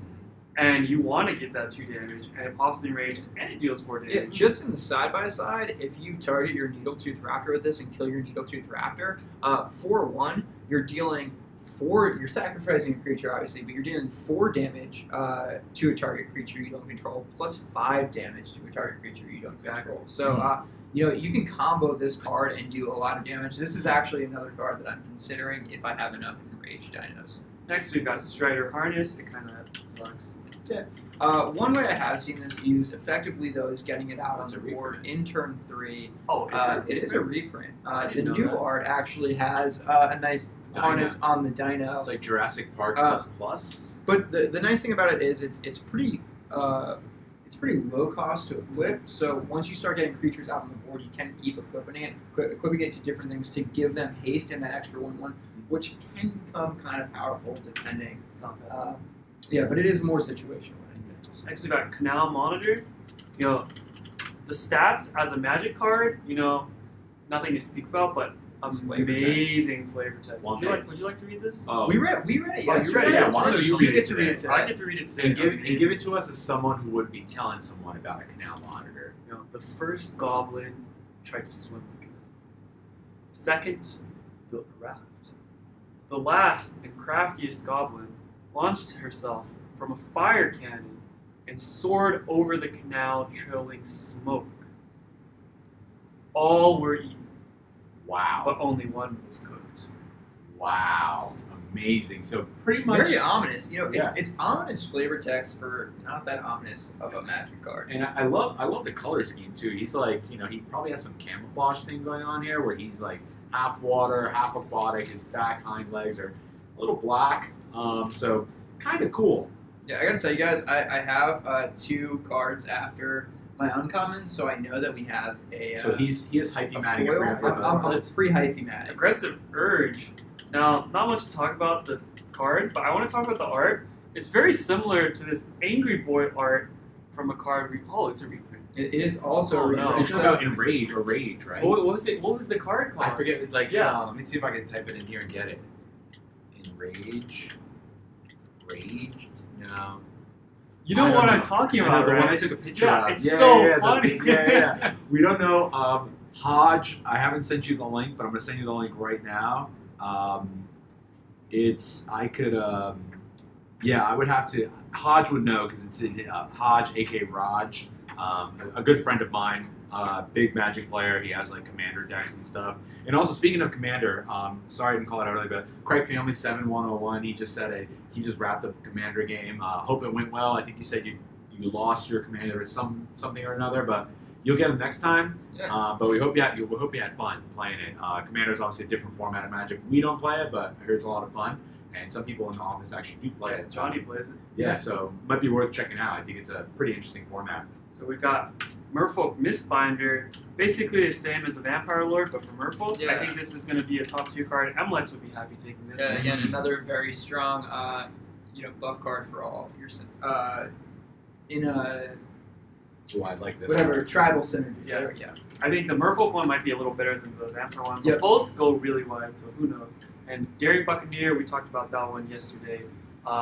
Really strong in any pirate deck. 1 mana, 2/2, it's just Yeah, really play an good. aggro deck, get this guy out, and have a good time. Or So, just for comparison, I want to just see this one, but I'm pretty excited to announce my rare. What is that rare? Talk about it. So you guys can just take a look at it. Oh. So we got Oh. Captain's Hook, which we also got as that promo Yes, card we- earlier. Oh, Yeah, so so we those talked are about- very we talked about this. See. This is the art. You're seeing the art now for Captain's Hook, but the promo Oh, art for look Captain's at Hook that. is much different. Yeah. Gold, kind of has like a tentacle-looking hook coming out. I think it's the much same more hook, flavorful. just that one's on the floor. No, it's not. I mean, you don't have the mouth or anything. Oh, you're right, this, yeah. This hook's coming It's alive. a way more So- exciting no. hook. This one is equipped, and this one is just on the floor. Yeah. Oh, maybe it like towers Yeah. up And or then- something. Yeah, maybe it turns into that. Maybe it's I don't know. like bio armor, where it like fuses. Yeah. Same exact effect, same exact cost, like same Pretty exact excited card. though, So. that we have. We kind of see the promo version of that and the regular version of that. So let's see what I got. Okay, so first off, our foil is a Charging Tuscanon. We Ooh. talked about this. We really like this card. This is going to go into like our misprints, premium, maybe like foils Oh, and it'll- premium uncommons Okay, area. And then for my rare boy, I have Temple Altasaur. Ooh. So it's a 5-drop, 3/4. If the source would deal damage to another dinosaur you control, prevent all but one of that damage. So what's kind of interesting is that if you get this out on the board, all your dinos are pretty much alive, and anything that deals damage to them is just going to enrage them if they have that enrage mechanic without actually killing them. For 5, and then that ability is actually pretty strong. This is a pretty strong dino. Absolutely obnoxious to deal with if they have like one other dino on the board that has more than 1 HP. Yeah. It's incredible. It's a bomb. So, in dino deck. I mean, we were talking about before, we have Needletooth Raptor, which is like the 4-drop 2/2. If you get Needletooth Raptor out on turn 4 and then turn this on turn 5, Needletooth Raptor is a 2/2 that's not going to die, and it's going to keep dealing 5 damage to an opponent's creature every time it's dealt damage. So, very, very strong card. One of the reasons to play dinos in draft. Nice. And I guess in that case, you would maybe go red-white, a red-white dinos deck. You could also any go white. You could also go green-white. Yeah, you green can white's do not red, bad. green, Okay. white. You do have like what's it, Azakan Seer. Exactly. There's like dinos is one of the best decks to splash because green has the best splash ability. Yep. Ah, okay. So you could do. I wouldn't normally. I don't like to do 3 colors, but Rivals has changed things up, and you can actually do 3 colors, and you can do a 3-color dino deck, and it actually isn't terrible. There are some very strong cards that are splashable in my opinion here. In mine, What's you know, your not rare a boy? limited boy, but probably one of the more Ooh. expensive cards in the set. Let's hyphy mat this one up. Yeah, hyphy mat that Let's, immediately. So we had this card yesterday, I believe, right? You had this Yeah, card I got that card yesterday. Pretty cool card. So the word on the street is that it's good in certain situations. Sorry, I'm gonna try to silence it. It's not that loud. So the thing about Blood Sun is that it's not going to be useful in limited unless you know for a fact your opponent has some sort of flip land. But it shuts down a lot of stuff in Modern, a set that we are not familiar with, but some people in the office are very excited about. I mean, it shuts down the flip of Adonis Climb, so you don't get that ability of buffing up a creature. Hey, so I think Hodge is watching. Hodge, you had this card that looked kind of like.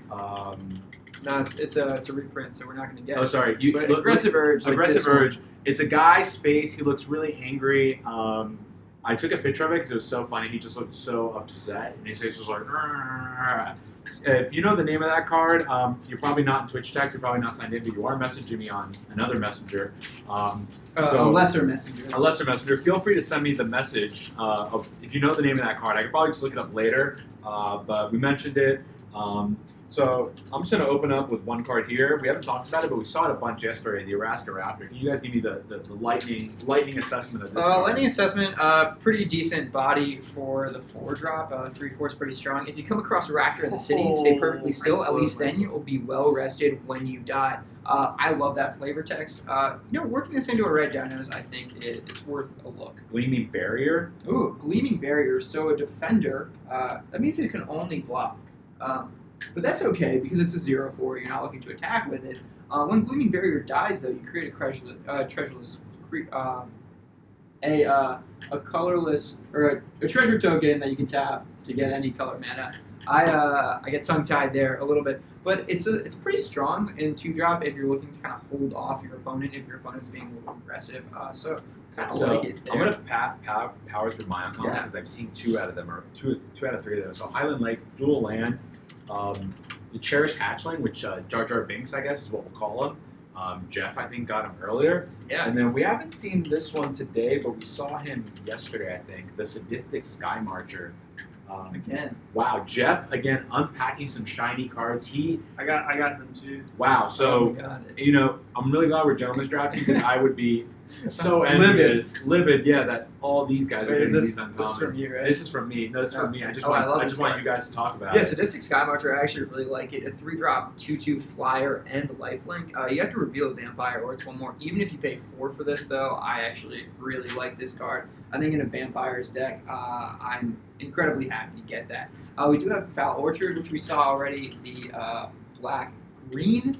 Dual Land, we also have seen. Oh no, we haven't seen we haven't seen Thunderherd that one. Migration Tell us yet. about So it's a 2-drop. As an additional cost to cast Thunderherd Migration, reveal a dinosaur card or pay 1. So it's either 2 or 3, depending on if you have a dino in hand. But you get to search your library for a basic land card, put it into the battlefield tap, then shuffle your library. It's basically a ramp card. It can be powerful in certain circumstances, though. And then Pride of Conquerors as the last one, so a 2-drop. It has Ascend. Creatures you control get +1/+1 until end of turn.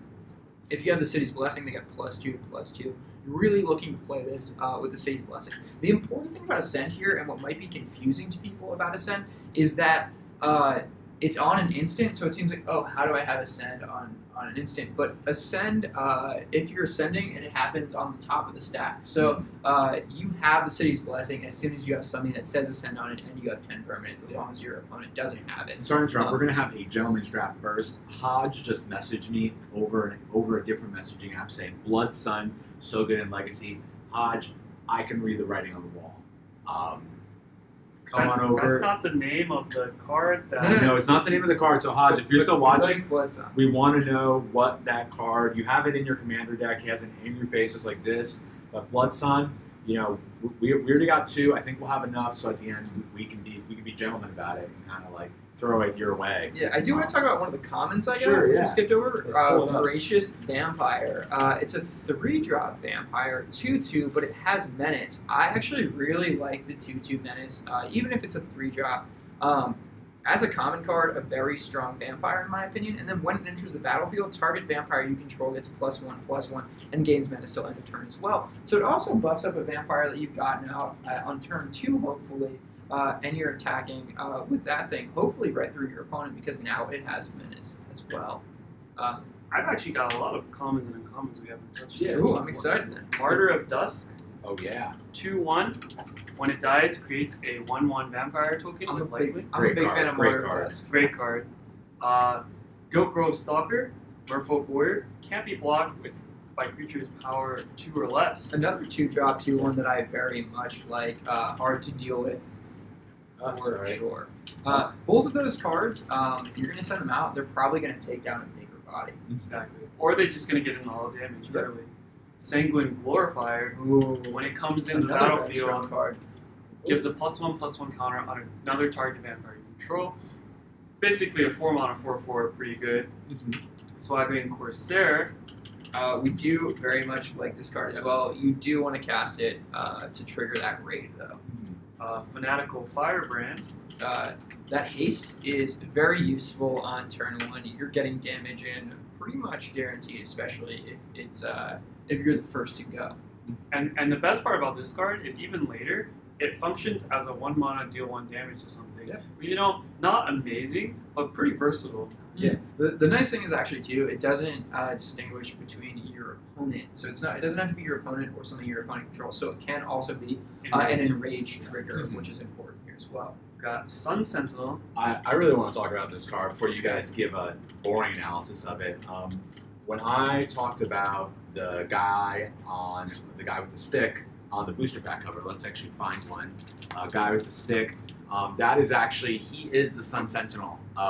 Or she. And we learned, we did some I think magic. it's a she. We It's learned feminine features. I think we're we going did to some she. theory crafting that the round part on the stick at the end actually is what makes this card vigilant. So you see that round thing It's on the the end? sun. It's the sun. It provides vigilance. So just some lore you won't find in the books. Wumpkins might have not read this in the books, but that is the working theory. And the flavor text is nice too. I will not sleep until Raska is ours once more. Wow. That's why she's that's the vigilant. vigilance. Tenacity. Yeah, a lot of tenacious vigilance there. Yeah. Plus, 2-drop 2/2 is great. Throwing in vigilance on there, a very, very strong card. Next one, we've got Blazing Hope. Now, this is some beautiful, beautiful art. It's beautiful Wow. art. I can't really tell what's going on here. But It's someone like is beautiful. getting burnt away. They're trying to cover their face as they get Oh, burned. I see. Yeah. I pray to the wizards gods that a shiny one. That's of those. beautiful Yeah, art. It is beautiful. Probably as not well. going to be relevant in any format that Yeah. we play, but beautiful It art. looks like a merfolk getting burned away. Yeah. Oh. Dead Eye Brawler. This is a Ooh, very, this card. very, very good card. And then we have another Another very good card. Wow, so give us why is Deadeye Brawler so good? What here? There's a lot of things on Death Touch. Obviously, anyone who knows anything is gonna be like Death Touch is great, but 4-drop for a 2/4, it's like a big buck guy. Like, what's this deal here? The 4 toughness is hard to kill. Exactly. And it's going to step in, and if it gets blocked by anything, a lot of times that thing is not going to be able to kill it outright. So it's killing anything that decides to touch it. If it ascends, though, it becomes even better because whenever it deals combat damage to a player, again, your opponent's going to try to avoid this thing. They'd rather take 2 damage than probably lose board on the creature. You're going to get to draw a card, and that in itself is a huge upside with this. So this card, without the City's Blessing, is great. Not great, but solid. Yeah. It becomes great with the City's Blessing. Slide in one thing. Yeah, just there we go. And we've got Strength of the Pack. That's So- a common. Uncommon. Oh, uncommon. Yeah. It's an expensive card, but what's interesting is that if you've gone wide, you're now buffing all of your creatures 2/2, and it's permanent because they're counters. It's not just for this turn, so very strong if you have a big board. You know what this could pair really well with is that first rare boy I got, right? The Adonis Climb. Oh, you're right. Because if you look at what Adonis Climb's flip conditions are, Probably just do Hadana. Oh, your second A is not coming out. There you Climb, sorry about that. go. There you go. Yeah, basically the flip conditions 3++1 counters on him. So having that there is could be a big win, right? So pretty cool. One thing that's cool about Strength of the Pack I want to talk about is that Sure. 2 days ago I did a nice white-green deck that I went white on. It had Galta, it had Zatopa, and it had Verdant Sun's Avatar. Ooh. And I managed to get Strength of the Pack on a whopping 7 creatures at once. Which is huge. And so that's a 6 mana, 14. Yeah, you're adding 14 to your Wow. board. That is insane. That is and now it makes those are big numbers. everything on the board a lot harder to remove as well. So so, we're running through the hyphy mats, which are we- is a good thing. Are we? Let's we get got these a rare rare boys? boys. Yeah. So So I We got a hyphy map mine. I have a meme- spoiled myself. I have a meme card here. Mastermind's Plus the Acquisition. shiny. 4-drop. Choose one. Search your library for a card. Put it in your hand and shuffle your library. Or choose a card you own from outside the game and put it into your hand. So an interesting, almost an unset unset card. Yeah. It's this like- is a black bordered silver border card. Yeah, essentially. could it be from, do you think, any card? No, so So- in competitive formats, you can only pull from your sideboard. Correct. From sideboard, okay. But we don't play competitive formats. Yeah. So, I might be putting that card in my deck and then pulling out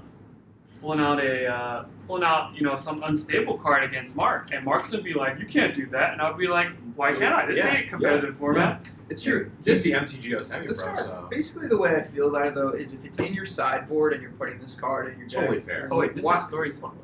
Yeah, it is a Oh, story interesting. spotlight as well. I don't know what. I wonder if the it- story hasn't come out yet. Oh yeah.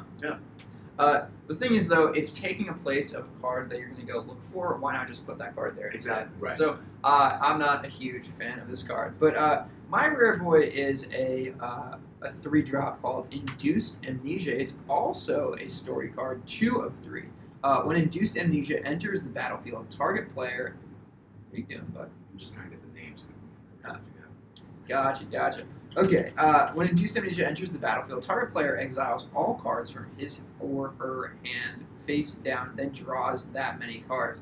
When Induced Amnesia is put into a graveyard from the battlefield, return exiled cards to their owner's hand. So you're basically wiping your opponent's hand. You're hoping you play this when your opponent has a big hand. The art, though, is nice. Heartbreaking. Basically, Jace is causing Vraska to lose her memory, and I think it's probably because he realized that Vraska was his enemy. Vraska's now, they've kind of had a romance going on, and then when he got his memory back, he remembered that they were enemies, and now he's inducing Amnesia probably to have her forget that they had this kind of romance budding. So actually, the story hasn't gotten that far yet. What are your theories on But it? based on the card, I So mean, Jace I has regained his memories, Uh-huh. and he's still flirting with Rasta right now. And Interesting. they still have a good dynamic going. So I don't know why. Do you think he's just trying to play it cool? He might. I think he's trying to protect her. So in Ixalan, the reason Raska came to Ixalan was because Nico Bolas sent her. So I think what happens my theory is that Jace remembers Nico Bolas is the person that wrecked him. And he's like, oh shit, Vraska is reporting to Nico Bolas. So to protect Vraska, he's removing memories of him from Vraska so that Vraska is protected. So it's going to be like, one of those sad, He does look very, very one sad. of those sad, your name sort of stories. What was your name? Vraska's going to be like, what was your name? I love you. That's Exactly. it. Ooh, sorry, I might have spoiled it. Don't watch it. don't watch the stream. Turn the stream off.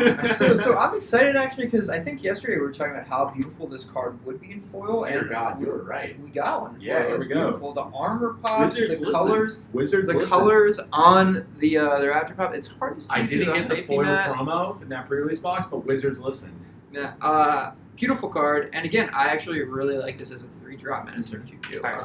So I spoiled myself on my card, but we're going to need a drum roll for this card. Okay. Ready? Let me see the name first. Ooh. Drum roll. There we go.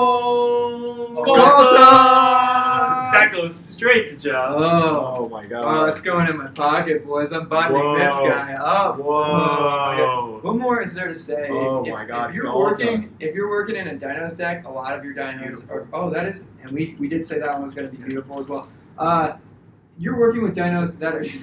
I'm like, don't damage the card. Don't damage the card. Dude, it's in a hyphy mat. It can't be. It damaged. can't be damaged.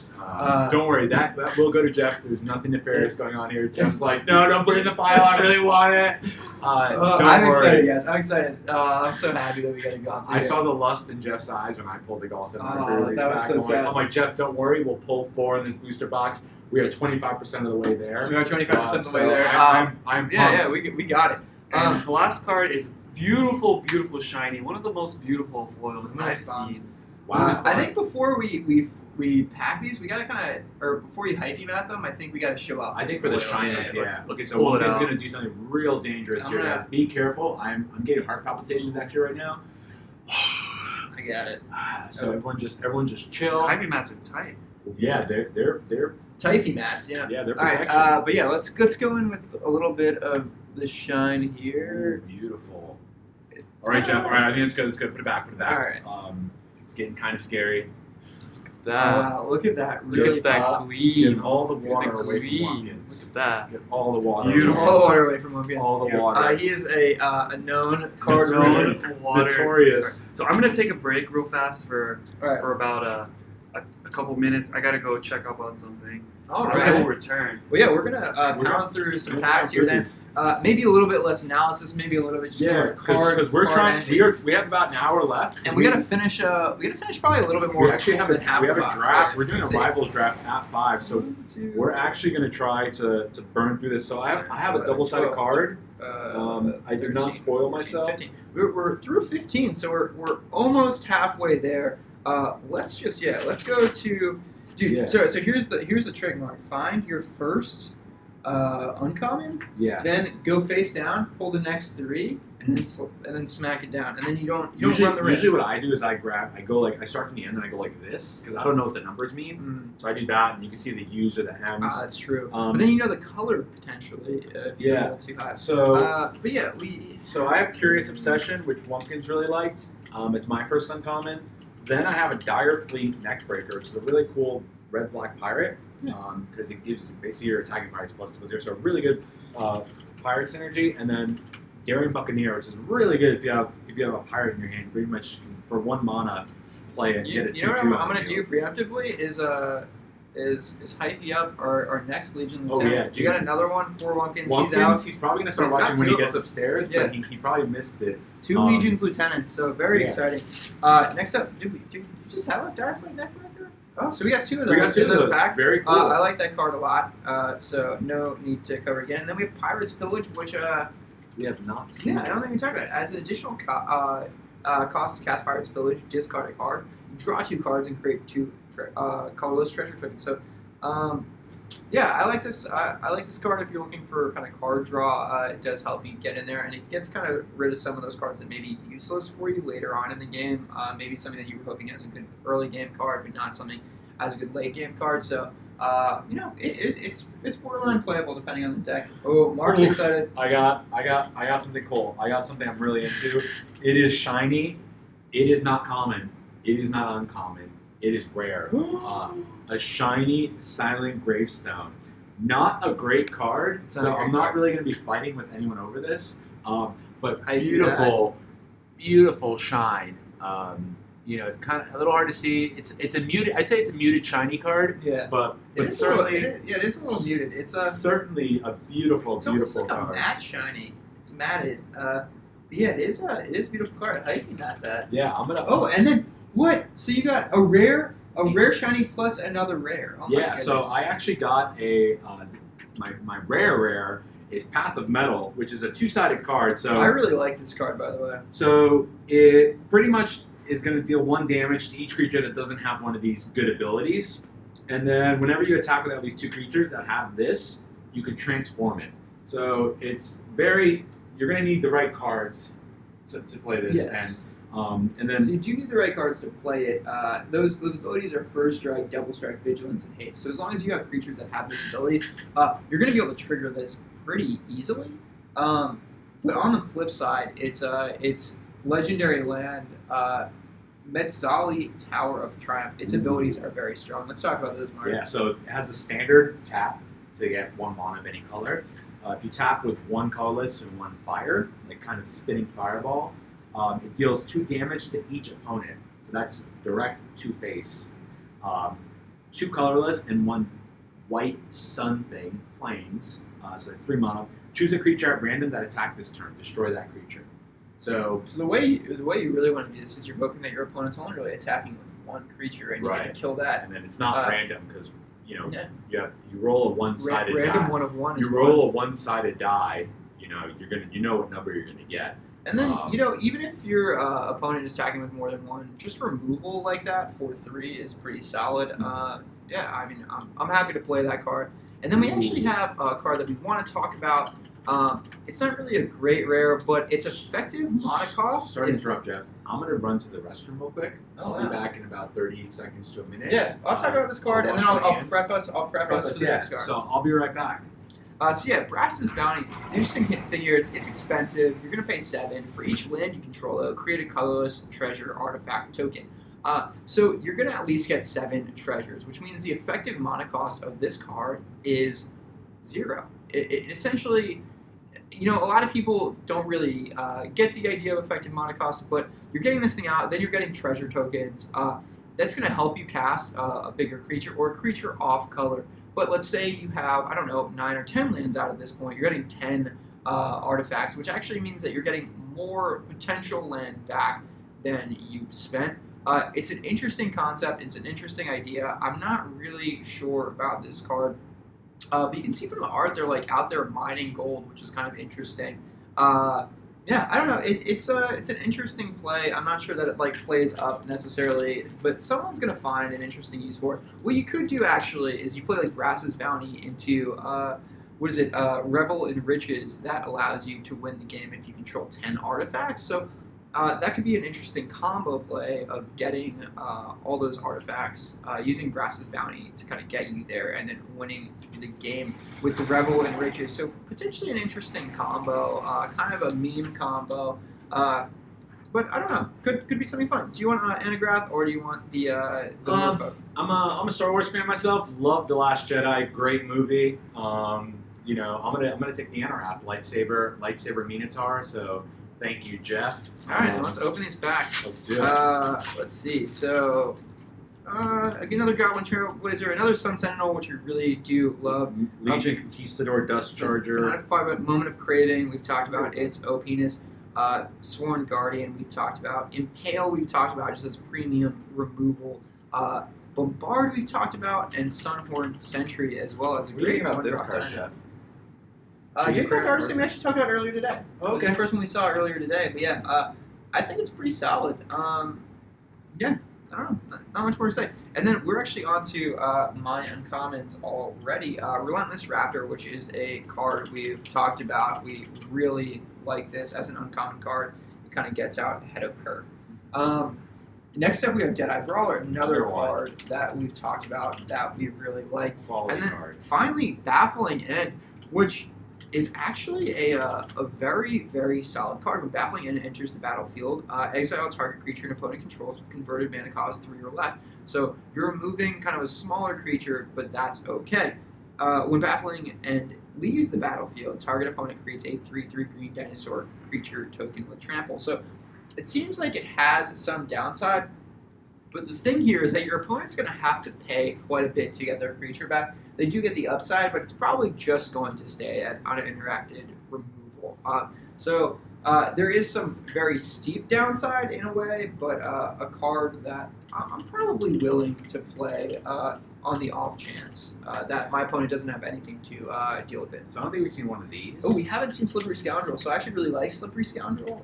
3-drop 2/2, as long as you have the City's Blessing, it has hexproof and can't be blocked. So a card that is meh when you don't have the City's Blessing, but as soon as you ascend and have the City's Blessing, it becomes a lot better.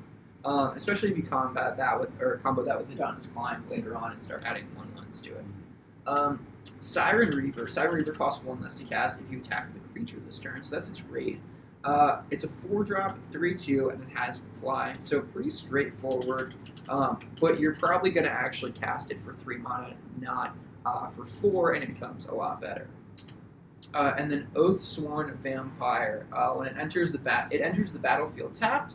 You may cast Oathsworn Vampire from your graveyard if you gain life this turn. So it's a 2-drop 2/2. It comes into the battlefield tapped, which isn't great, so it can't block right away. But the thing here is that it can keep coming back from your graveyard when it dies. We need to hyphy map this card. I don't know what mine is, but you should hyphy mat yours. I'm gonna hyphy map mine, and I'm gonna hit the enter key, and I'm gonna tell you, we got a bomb. We got a bomb. We got a Primal Dino. Zatalpa. Oh, Zatalpa Primal Dawn. So, Heavy, not in the chat, probably thirsty. He might have this one already, but you know what?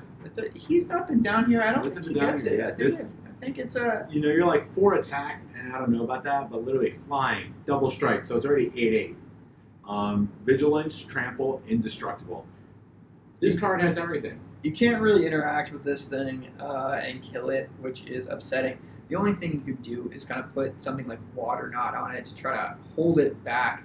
But basically, yeah, you need to put an enchantment on that creature or do something to exile it. Can you exile an indestructible creature? I believe you can. You can put it into exile because it's not going into your graveyard. Yeah, it's I think so. Yeah, it's out of the game. There are a Chat couple can correct ways. us There are a if couple we're ways wrong. to deal with it, but not a whole lot. Very strong Dino. If you can ramp into it, that much better. But I actually really like the rare nice. I got. Really cheap. Yeah, it's a solid 2/2. So I talked about this. I really like 2-drop 2/2s. Now those are 2 of different color mono, which is a little bit of a downside for it, but its enrage is fantastic. Whenever single point star top is dealt damage, put 2 1/1 counters on it. So if you have a card that can deal this thing 1/1 damage or 1 damage, then you turn this thing into a 4/4, and then you start blocking things with it. You can block like a 1/1, or you're basically trying to target this with any sort of enrage triggers to get this thing buffed up. I really like this card. I think it's a very strong card. Yeah, 2 great rare boys, that one. Yeah. Those packs. I would have those to packs agree. treat this right.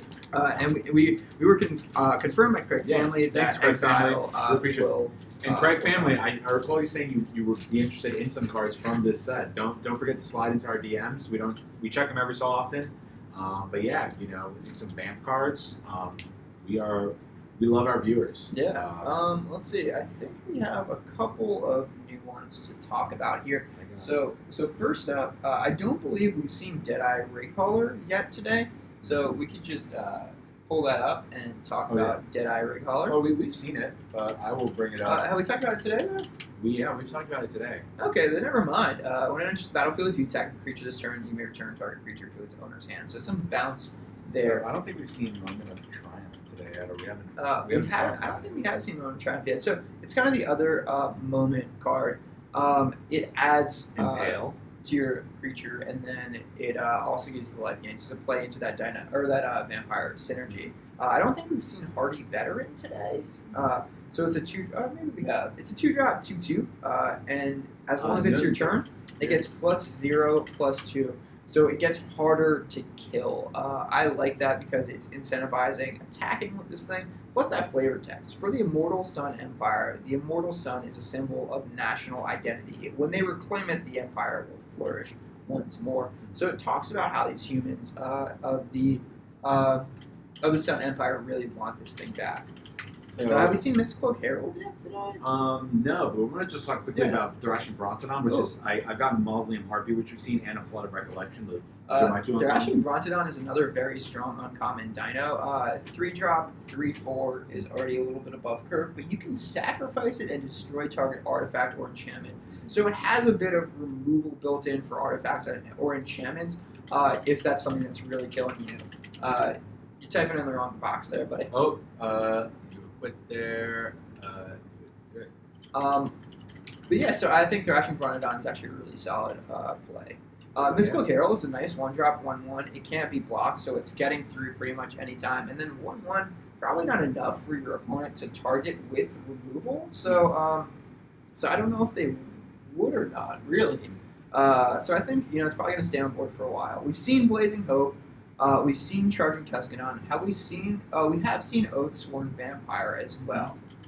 Yeah, so we've seen all your uncommons. Yeah. So I think I'm going to move to my shiny boy. Yeah. So I got a shiny uncommon, Siren Reaver. Ooh. So we just saw this in the last pack. So beautiful, beautiful shine card. Very muted because it's kind of very, very, very grayish, but beautiful card. And then I'm gonna do my big boy. It's a new rare boy. We haven't seen him yet. But Sphinx's Decree. Ooh. Each opponent can't cast instant or sorcery spells during that player's next turn. So I actually don't like this card at all. Yeah, so it's situational and not. Yeah. Another rare we haven't seen today is Storm the Vault, which is what I got. So legendary enchantment. It's 4-drop. Whenever one or more creatures you control deal combat damage to a player, you create a treasure artifact token. At the beginning of your end step, if you control 5 or more artifacts, you transform Storm the Vault. So you can actually play Storm the Vault, already have those artifacts, and then flip it right away. On the backside of this card, you can add 1 mana of any color to your mana pool, which is something we see with all of these. The other option is tap and add one island to your mana pool for each artifact you control. So essentially, when you flip this, you're adding 5 islands to your mana pool. Pretty strong ramp. Get you really quick into that blue Nezahal, that big blue. Yeah, the thing is, you're already at 4 when you play it, so you're almost there. I'm not sure that it helps all that much.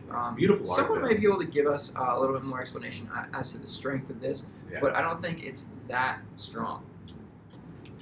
All right, so we're gonna do a pack check just because we're in the last hour. But yeah, I'd say we're more than at least halfway through. Oh yeah, we are definitely more than halfway So through this. we're just gonna blow through. We're seeing less and less new cards, which obviously is just mathematics. You get random cards. We have a properly printed Spire nice. Winder. Also, I have a Brazen Freebooter too. So Jeff and I both have Brazen Freebooter. So we are not going to be fighting about who gets out. And then as a common card, pretty solid because it does create that treasure. We talked about it before, but we do like that card. We talked about Night of the Stampede. Let's see if we have anything new. I don't think we've seen this one today. Buccaneers Bravado. Oh no, we haven't. So So it's a 2-drop. Target creature gets +1/+1 and gains first strike until end of turn. Target pirate gets +1/+1 and gains double strike until end of turn. So can play in a pirates focus deck, can play in a non-pirates focus deck, but pretty solid turn buff. and we haven't seen Shatter today yet, have we? But Shatter. So this is a reprint. So destroy target artifact, 2-drop. I have seen Shatter today. I haven't wanted to talk about it because I think it is pretty trash. And then my uncommons, Forsaken Sanctuary, again, that dual land, white-black, as Jeff said, but it fits within a tribe of vampires. Which is nice. You want to fit within the tribe. Strength of the Pact, which we've we've seen. And have we seen Silvergill Adept? We have seen Silvergill Adept. We talked about how strong this card is because it does give you card draw. Have we seen Pitless Plunder? Yes, that was in my first pack. We've seen Pitless Plunder. We haven't seen Wizardized Augur, though. Riverwise Augur. So it's a 4-drop, 2/2. Doesn't sound great right away, but whenever it enters the battlefield, you draw 3 cards, then put 2 cards from your hand on top of your library in any order. So you're not discarding cards. You're basically just setting them to be drawn later after drawing 3. So this gets your hand going again after you're kind of the full mana point. We also have another Sadistic Awesome Sky Marcher, card. which I like. But I like both of those uncommon cards. And then for us, on the rare, this is actually a new one for us as well. Crap. Yeah. Okay. So Crafty Cut Purse. And when Crafty Cut Purse is a 4-drop, 2/2, but it has flash, and when it enters the battlefield, each token that would be created under an opponent's control this turn is created under your control instead. So this is a really strong play against vampires that are creating tokens. You flash this in, you steal vampires. Let's say, what is it, Call to the Feast that creates 3 tokens. Boom, now those vampire tokens are yours. I actually like this as a counterplay to a vampire deck. As on its own, a 4-drop 3/3 isn't great, but you know what? I'd probably end up playing this card maybe out of my pack. I'd actually probably rather have Sadistic Sky Marcher though, to be honest. And then my rare boy, we haven't seen this one, World Shaper. Oh, we did have one of these yesterday. It was my promo card yesterday. Okay, yeah. But I do like this card, at least in the Merfolk's interview. Yeah. So Craig Family said his enemy. Unsure which card are you talking about, Craig Family? So we can give that card a righteous enemy shout out for being your enemy. Not cool. But yeah. Any thoughts on World Shaper? Yeah, I like it. So you can put the top 3 cards of your library into your graveyard, and then whenever it dies, all the cards, all the land cards from your graveyard go into the battlefield. So you could, Upside, but it could backfire. Yeah, it could backfire. Yeah, Plus, you're already playing this on 4 mana, so the ability doesn't sound that great to me. The blue, so the Crafty Cut Purse, I think, is his enemy.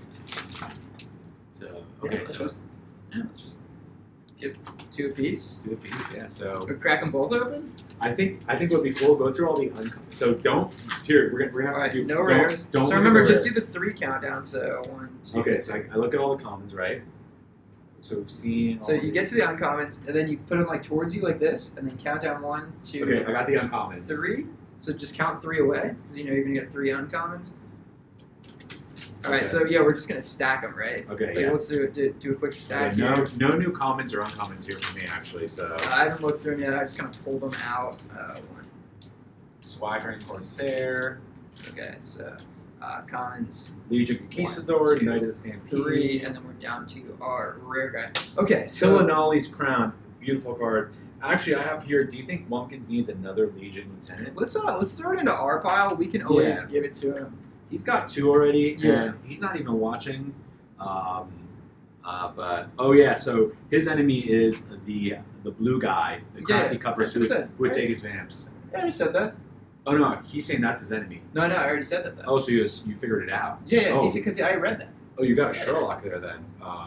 You got Jeff Sherlock Holmes here. So No, he already said it on chat. I already read it from chat. oh, sorry. Yeah. I'm behind. the Oh, we have an times. Impale, which we've talked about is a very nice card. I don't You know, we're going all in. think We're we going- have.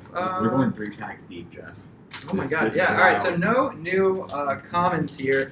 We do have Yeah. a new uncommon in Jungle Creeper. So I do actually like this card as well. It's a 3-drop 3/3, which is great. You're in black green, which isn't necessarily a tribal, but you can turn it from your graveyard to your hand, and that ability is pretty nice. You cannot kill it, not for long. It ripens where the ground is soaked with the blood of the slaughtered. So the nice thing here is that you basically can get this creature back when it dies. We have Woodland Stream, which we've talked about. This is another on-tribal card, Woodland Stream. So it's the blue and green for Merfolk, which you have to be into. And then Shake the Foundations.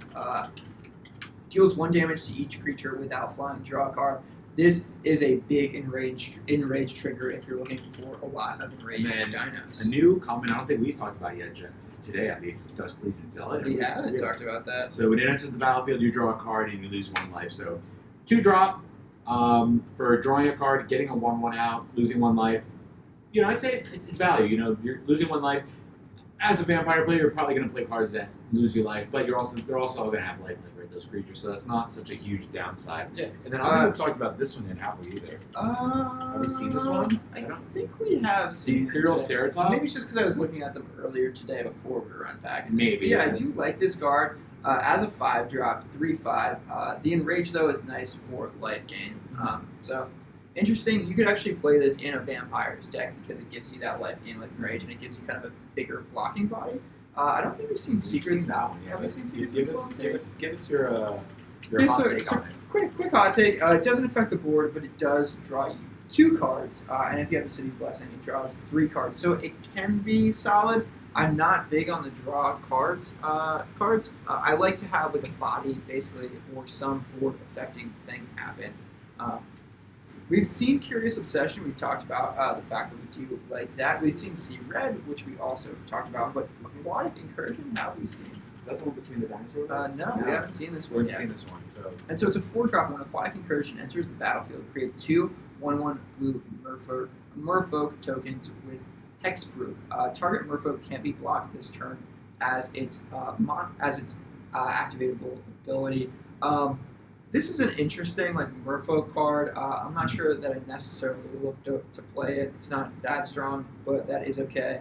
And then yeah, we're kind of good on. So, are you ready to go through these, or should we go one more? I'm ready to go through the All right, rares. I think let's we do it. have 6 rares now to show. I think let's 6, let's yeah, show so- them off. So I actually got a great one here. Oh my god, I need a hyphy mat right now. So I got a Champion of Dusk, solid card. We've seen this already. Oh my god. I'm gonna take a peek at what we got here. Oh my god. Oh dude. my god. Oh my god. So I'm hot in the britches As a- right now as a for comma. Zakama. This card, I've seen it actually rated fairly low, but actually. Woo! Woo! Oh my god. Alright. Oh my so, god. so I do man. really like this card though. As an Elder Dino, it's mythic. It has Vigilance, Reach, and Trample as a 9/9 4/9. But there are a lot of Wow. Dino ramp cards that get you in this for cheaper. Woo! The next thing is. When it enters the battlefield, if you cast it, untap all lands you control. So now that 9 mana you've paid can turn around and activate its abilities. You can pay 3 to deal 3 damage to target creature. You can pay 3 to destroy target artifact or enchantment, and you can pay 3 to gain 3 life. Guess what? On the turn that you cast this card, you can do all 3 of those abilities because you know you have enough mana to do it. I actually really like this card. I think it's a bomb. And this is another card that I'm looking to potentially work into a constructed deck. I'm considering splashing for it. So while I clean up our common cards, Jeff's gonna show off a shiny Ooh, Uncommon I Skymonster got? Aspirant. Skymarcher Aspirant. So it's uncommon, so not the best card in the world. But it's shiny, it's beautiful. It is And beautiful. then Jeff, if you can grab this one right in front of me. Oh. Another shiny boy. And then Jeff has just seen the bomb that I got. So a he- nice shiny he is Kaizo, of getting course, there. nice and not tall. Or just cutting down our common pile because it's getting a little tall. Yeah. Mark was hardly able to see over top. Yeah, The so- Zakama, dude, I'm excited about that. But this Yeah. next one is This also next incredible. one, I think, one of the top rated cards in Rivals, I think, right? Rekindling Phoenix. So, just Yeah, potentially the top card. I think it kind of floats between Rekindling Phoenix and the Black Elder. Black Dino. Elder Dino. So this is a bomb. Bomb. And then Oh my god, Mark, you're gonna be so happy. What are we- You're gonna be so happy, dude. Oh my Oh god! my god! Yes! We wanted to do it and we Yes, got we it. got- Told on his crown, man. It's shiny and foil. Oh. Oh my And it god! looks as I can't- good. It's so hard to get this to look right.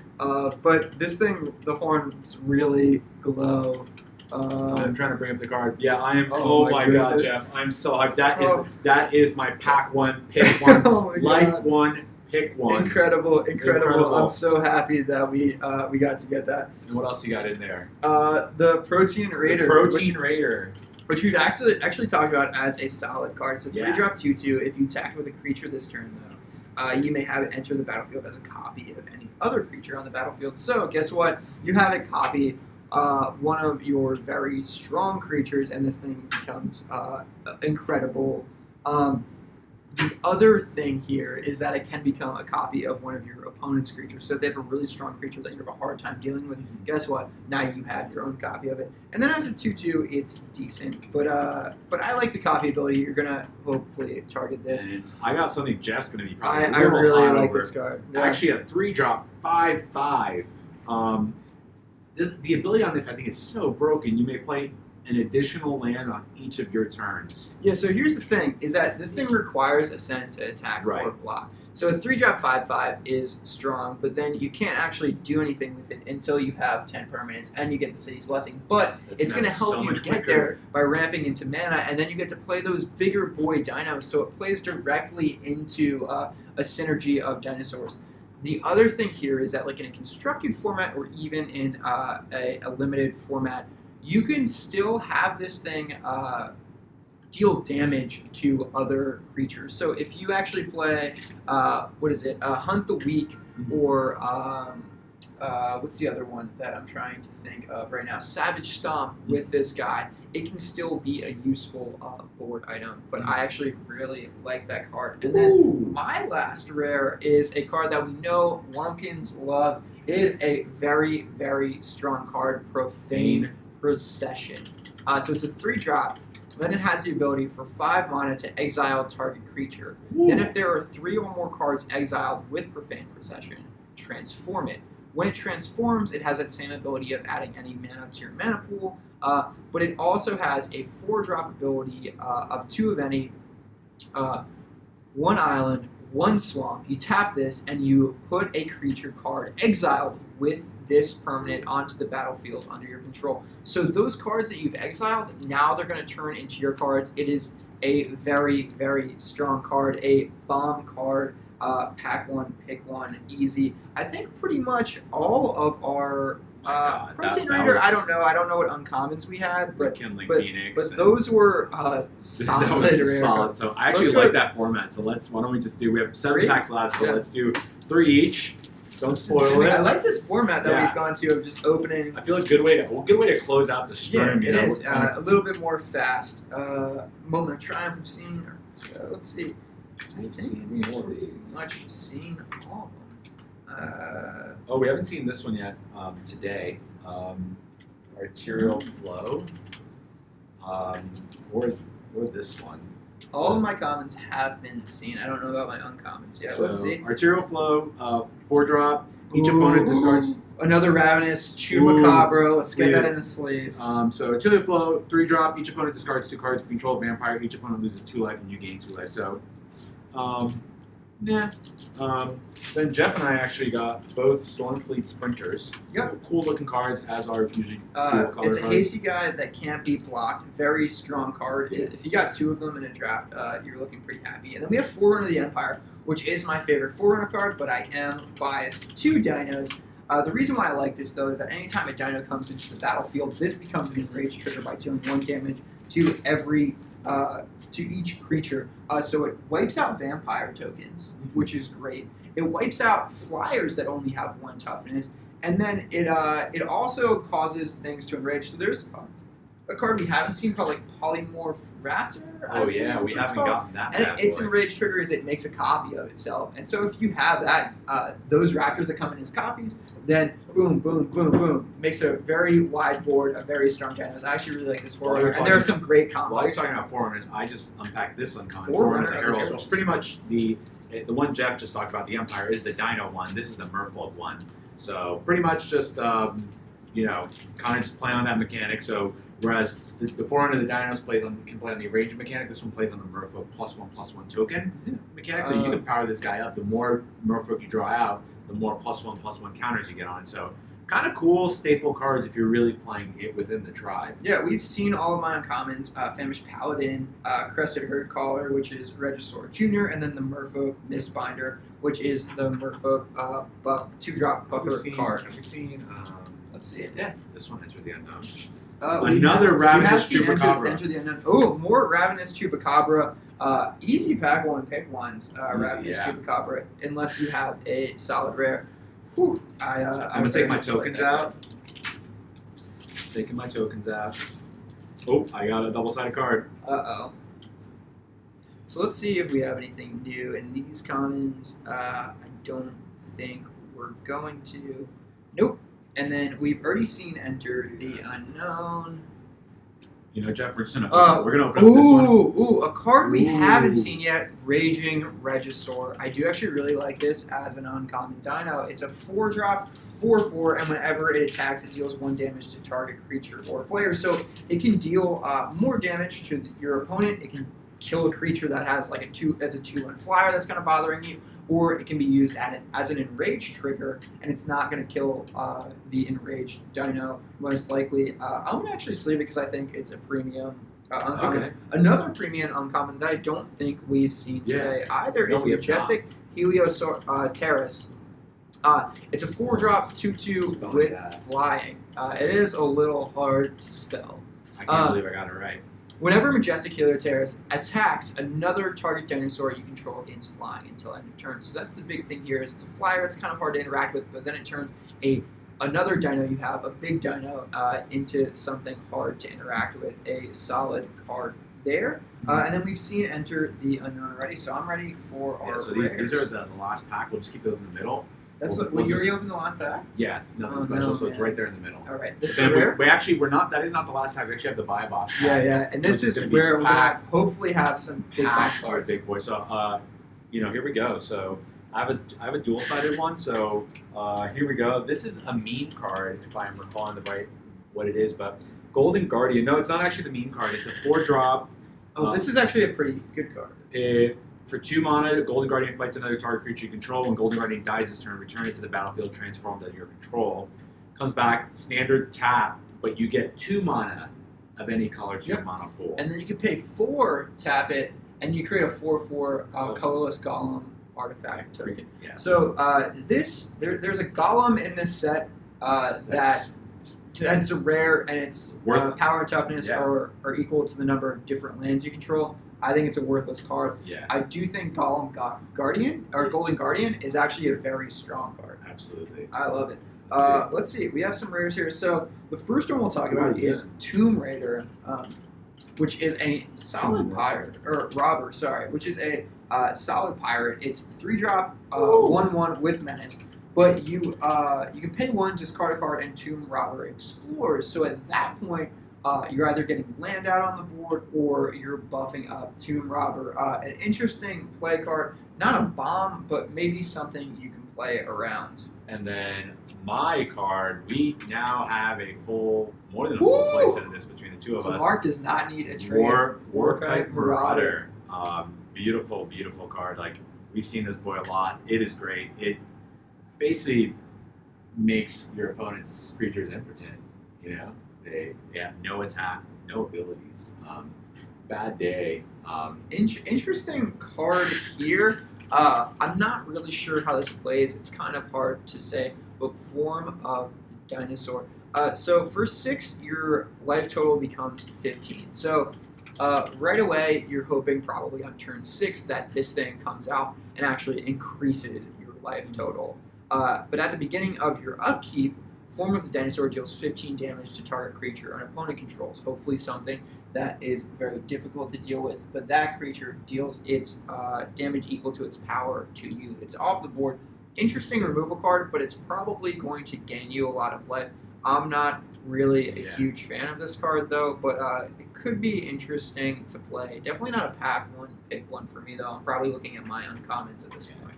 And then my last rare boy here is Admiral's Order. It's a 3-drop, and the raid mechanic is if you attack with a creature this turn, you may pay 1 island rather than pay this spell's mana cost to counter a target spell. So, effectively could be one drop counter. Yeah, so the way this works is like you can counter something that's trying to like remove your attacking creatures. This could be, what is it, Fumigate that like kills all attacking creatures. This can counter Fumigate, which is kind of nice. No, we don't need that. So yeah, I don't know. It's an interesting play. The last one that I have is called Radiant Destiny. So as Radiant Destiny enters the battlefield, choose a creature type. Creatures you control, chosen type, get +1/+1 as long as you have the city's blessing. They also have vigilance. So it buffs all your creatures. once you get enough permanents out on the board, it also gives those creatures vigilance. It's actually a pretty strong play. And then the last two we have, there's just one, is... And I actually really like this. I think Jadelight Ranger is a strong card. So it's a 3-drop, 2/1. When it enters the battlefield, it explores and then explores again. So is what's happening is you either get 2 lands out of this, you get a land, and this is a 3/2, or this is a 4/3 that's coming onto the board. So actually, yeah. So I guess that's how it works. If your top card is a card that you like and it's not a land, you basically just explore that card twice and buff this card up. So it's interesting. It's an interesting play card. I actually really like this. Is a Merfolk card though, and it's pack 1 pickable in my opinion. Let's go with. Here we go. So that was, we blew through 36 packs of Rivals in We about did it. 2.5 hours. We did it. That's pretty awesome. So how am I going to do this, Jeff? Is I'm gonna crack this boy open, and I'm gonna keep the cards face down. Yeah. We should So- definitely keep them face so down. I I just want to make sure that they are face down. So I'm gonna kind of They keep are- going. they are- All they right, are I see face the down. back of the cards. Okay. They are face down. I saw And then we're gonna do one by We're one gonna from pull the from bottom. here. Yeah. So- Okay. So let's see here. All right, our first card. Whoa. All right. There. So definitely a card that Mark is excited about. Daring Saboteur, a great pirate card. 2-drop, 2/1. You can pay, and Daring Saboteur can't be blocked. Whenever Daring Saboteur deals combat damage to a player, you may draw a card. If you do, discard a card. So you're going to want to pay as often as you can to kind of cycle through to get to the cards you want. I actually really like this pirate. Strong card. Going into Mark's pirate deck for sure. Okay, so we're going to keep those on the side to see what we got. Next in our buy a box, we have Madcap Experiment. So now we're going back to what is this, Aether or Kaladesh? Kaladesh. This is Kaladesh. Kaladesh, yeah. Yeah. So yeah. Oh yeah. It says at the bottom. Perfect. Yeah. Reveal cards from the top of your library until you reveal an artifact card. Put that card onto the battlefield and the rest onto the bottom of your library in a random order. Madcap Experiment deals damage to you equal to the number of cards revealed this way. Interesting card. Interesting. If you have a strong artifact that you're trying to get after, could be play there. Hopefully, maybe you just have more of that artifact though. Next up, we have Approach of the Second Sun. A meme card. Meme card, but this is actually this is a build around card. There are decks built around Approach that basically just keep kind of keeping your opponent frustrated by causing them to have to burn their creatures, countering your spells until you can get Nikebi once Approach. Famously milled away his own Approach of the Second He Sun. did mill away his own Approach of the Second Sun to win the game. Still won somehow. That wouldn't win him the game. Yeah, Yeah. I got mana screwed and still lost that game, so it was a sad day for me. Oh, interesting. So, Yaheni's Expertise. It's a sorcery 4-drop. All creatures get -3/-3 until end of turn. You may cast a card with converted mana cost 3 or less from your hand without paying its mana cost. So, hopefully you're removing a bunch of creatures with this, maybe even wiping the board and then getting a creature out in place to kind of get the pace. Either that or you have a big creature that's not going to die. Maybe you kill everything your opponent has. So, interesting card there. One we haven't seen before. Ooh. We have a foil Goring Ceratops. Beautiful Beautiful foil there because of Beautiful. all the colors. Pretty strong card from Ixalan. It is a 7-drop, 3/3, but it has double strike, so it's dealing 6 damage each turn. Whenever it attacks, creatures you control also gain double strike until end of turn. So everything is hitting for a lot harder. Next up, we have Faith of the Devoted. So actually, now we're into foils, but they're not guaranteed, I guess, to be rare cards. This is an uncommon card. Whenever you cycle or discard a card, you may pay 1. If you do, each opponent loses 2 life, and you gain 2 life. Potentially something, if you have cycling mixed with vampires, that can really help you out there for life gain. Next up, a Shiny Plains, which we're happy to always see. Always see card. a Shiny Plains, we're happy with that. Put that in the shiny pile. A Shiny Swamp, so I guess, then these are actually marked as rare cards? That's interesting. They're the promotional. Yeah, rare they're promotional rare Shiny from lands. Standard Showdown. Interesting. And then our final card. Wow. Ooh, Wow, that is is a promo art Burning Sun's avatar, you don't actually get the promo art in Yeah. our card. So we're gonna have to show it here. That is a beautiful, That is cool. beautiful art. Bigger dino, it's kind of rushing at you, and it is a foil as well. It looks pretty nice. Wow, beautiful card. Yeah, that's a great Beautiful card. So fun buy a box Yeah. booster pack. Let's see, how many cards do we get with that? It's not the total of 15 normally. So they run me through 1, 2, 3, 4, 5, 6, 7, 8, 9. Nine cards in that Yeah. buy a box. But you do get It's 5 foils out of Yeah. that. and then all rares. Yeah, and So- not all of them rare. So you do have Faith of the Devoted, and those lands, they call them rare, but I don't know that I would necessarily call them rare. Alec Lee's coming Alec in. Lee coming in. And guys, Scram. What do you All think packs are of done. this Burning Sun's avatar? How cool is that? I think it's pretty cool. Promo, Burning Suns. What Burning is Sun's avatar? Shen? You know, here, why don't you look through our rare boys pile and just Tell us what pleases you. This Tell us pleases me. how we Okay. did. So he's talking about Jade Light Jade Light Ranger, which we Ranger. did talk about. We do like that card. Jaylight Ranger's pretty good. Double Explorer's pretty sick. This card's busted. Yeah. Warlike We've Monarch got is. five. We've got We have 5 of them Yeah. over this week. Profane, whatever. Yeah. You're gonna see another one of those. It's I'm also pretty very sure, busted. Profane, Possession of Golden Stone. Guardian's underrated. This Yep. card's, I actually did say that I very much like that card. in practice, it's really strong. Dude, whoa! How are you passing How over you- one of the best cards in the set here? Whoa. Rekindling. Wow. Rekindling Phoenix. It's one of the best cards in the set. Yeah, that card's good. Champion of Dusk is also busted. Dude, how are you passing over? Yeah, This card's whatever. I think it's great. it's pretty shit. I think it's great. It's hard to play. It's hard to play, but it's solid, dude. This card is like It essentially comes out for free. on the scale of like contract killing to like Well, the nothing's better than 5 contract mana killing. 3/3 that makes up 3/3. Contract killing right It's here. like lower than both of those. Contract Well, killing. yeah, Wow. but it's pretty hard to be above contract. Yeah, contract killing is the supreme card. The problem is the converted mana cost of this card is 9. Oh. No. Would you rather play But- 3 but contract listen, killings listen, or this card? What's the Listen, effective but the mana? effective mana cost of that card is 0 because all those lands untap as soon as it enters the Oh, that's a good battlefield. point. Yeah. It's basically free. Yeah, Yeah. it's basically free for that turn. Fuck, you're right. And then all of its abilities can be activated that turn as you know well what? because of that. Sakama, the effective mana cost is 0, and the effective value is actually 4 cards because you're playing 1 card and 3 effects. Yeah, Yeah. 3 effects, plus it has vigilance, reach, Each and effect travel. is basic. Okay, you're right. It's a 4 for 1 for 0 mana. Yeah, it's awesome. It's a good card. You're right. I'm sorry. Yeah, dude. I mean, Come on, cast- don't come on our show and then tell us that card is not good. This card is actually not Yeah. good. Yeah, Zatapa, we're saying it's not good. It's a little expensive. If you can ramp into it, it's nice. So but yeah, there it is are hard to interact. the green-white deck with that plays the 2/4 that ramps for 2 could actually play that card. Yep. I played it in one of my drafts. It was pretty sweet when I played it because I just felt like fucking awesome. Well, I mean, if you play that card, you're probably going to win. Yeah.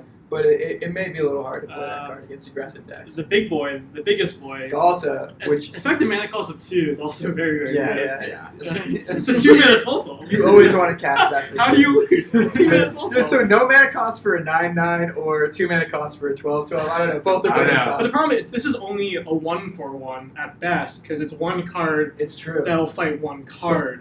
But Whereas Sakama this is a 4 4/4. cards. Yeah, that's so- value. I mean, it's real Value and tempo. That's Okay. good. That's a good card. Yeah, plus on that turn, you have all the mana to deal 3 damage to target creature, destroy target artifact or enchantment, and gain 3. Tenor Dryad's amazing.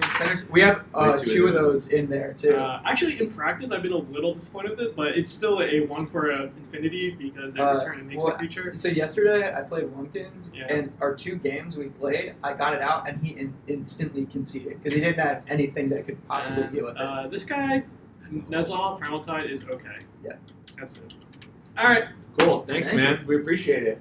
You know, always love to give my Dude, expert analysis. we Expert love having analysis. experts on Gentleman's So let's Draft. see, Mark. We have a little bit of time here. Do you want Yeah. to maybe run through the rares and try to do some Yeah. gentleman's drafting Should so that we- people can actually see how it works? see how it works. Yeah, so we're gonna just move these drinks over here, and Yeah. how about should we do rares? Should we do mythic rares separately, or do you want to do it all Well, I together? think let's just do it all together. Okay. Do you want to lay them out? Because Yeah. I feel like some of them, since we have 2, like I feel like some of them we have 2, right? So we can just You have to go wide here, go though. wide. Yeah. So I'm gonna put this here. So Well, so let's start. We know I'm claiming Galta. You already have a Galta. yeah, I already saw the captain's hook, so you can take that Okay, one. so you're gonna get the promo captain's hook, and I will take the regular captain's hook. So we're just kind of putting the cards out, and then we're just gonna kind of just Path of Metal. Is that the first one? Yeah. I already have one of those, so if you want to take Champion Path of of the Metal, Dusk. you can have So Path of Metal. why don't we split Champion of the Dusk? What do you think about that? Perfect. We've split Champion of the Dust. That's the genuinely thing. Like, we have 2 of them. We both paid for this box. Like, we're not building a deck around that card, so let's just, like, split this. Wait, Tender what, Shoot. what card did you give me?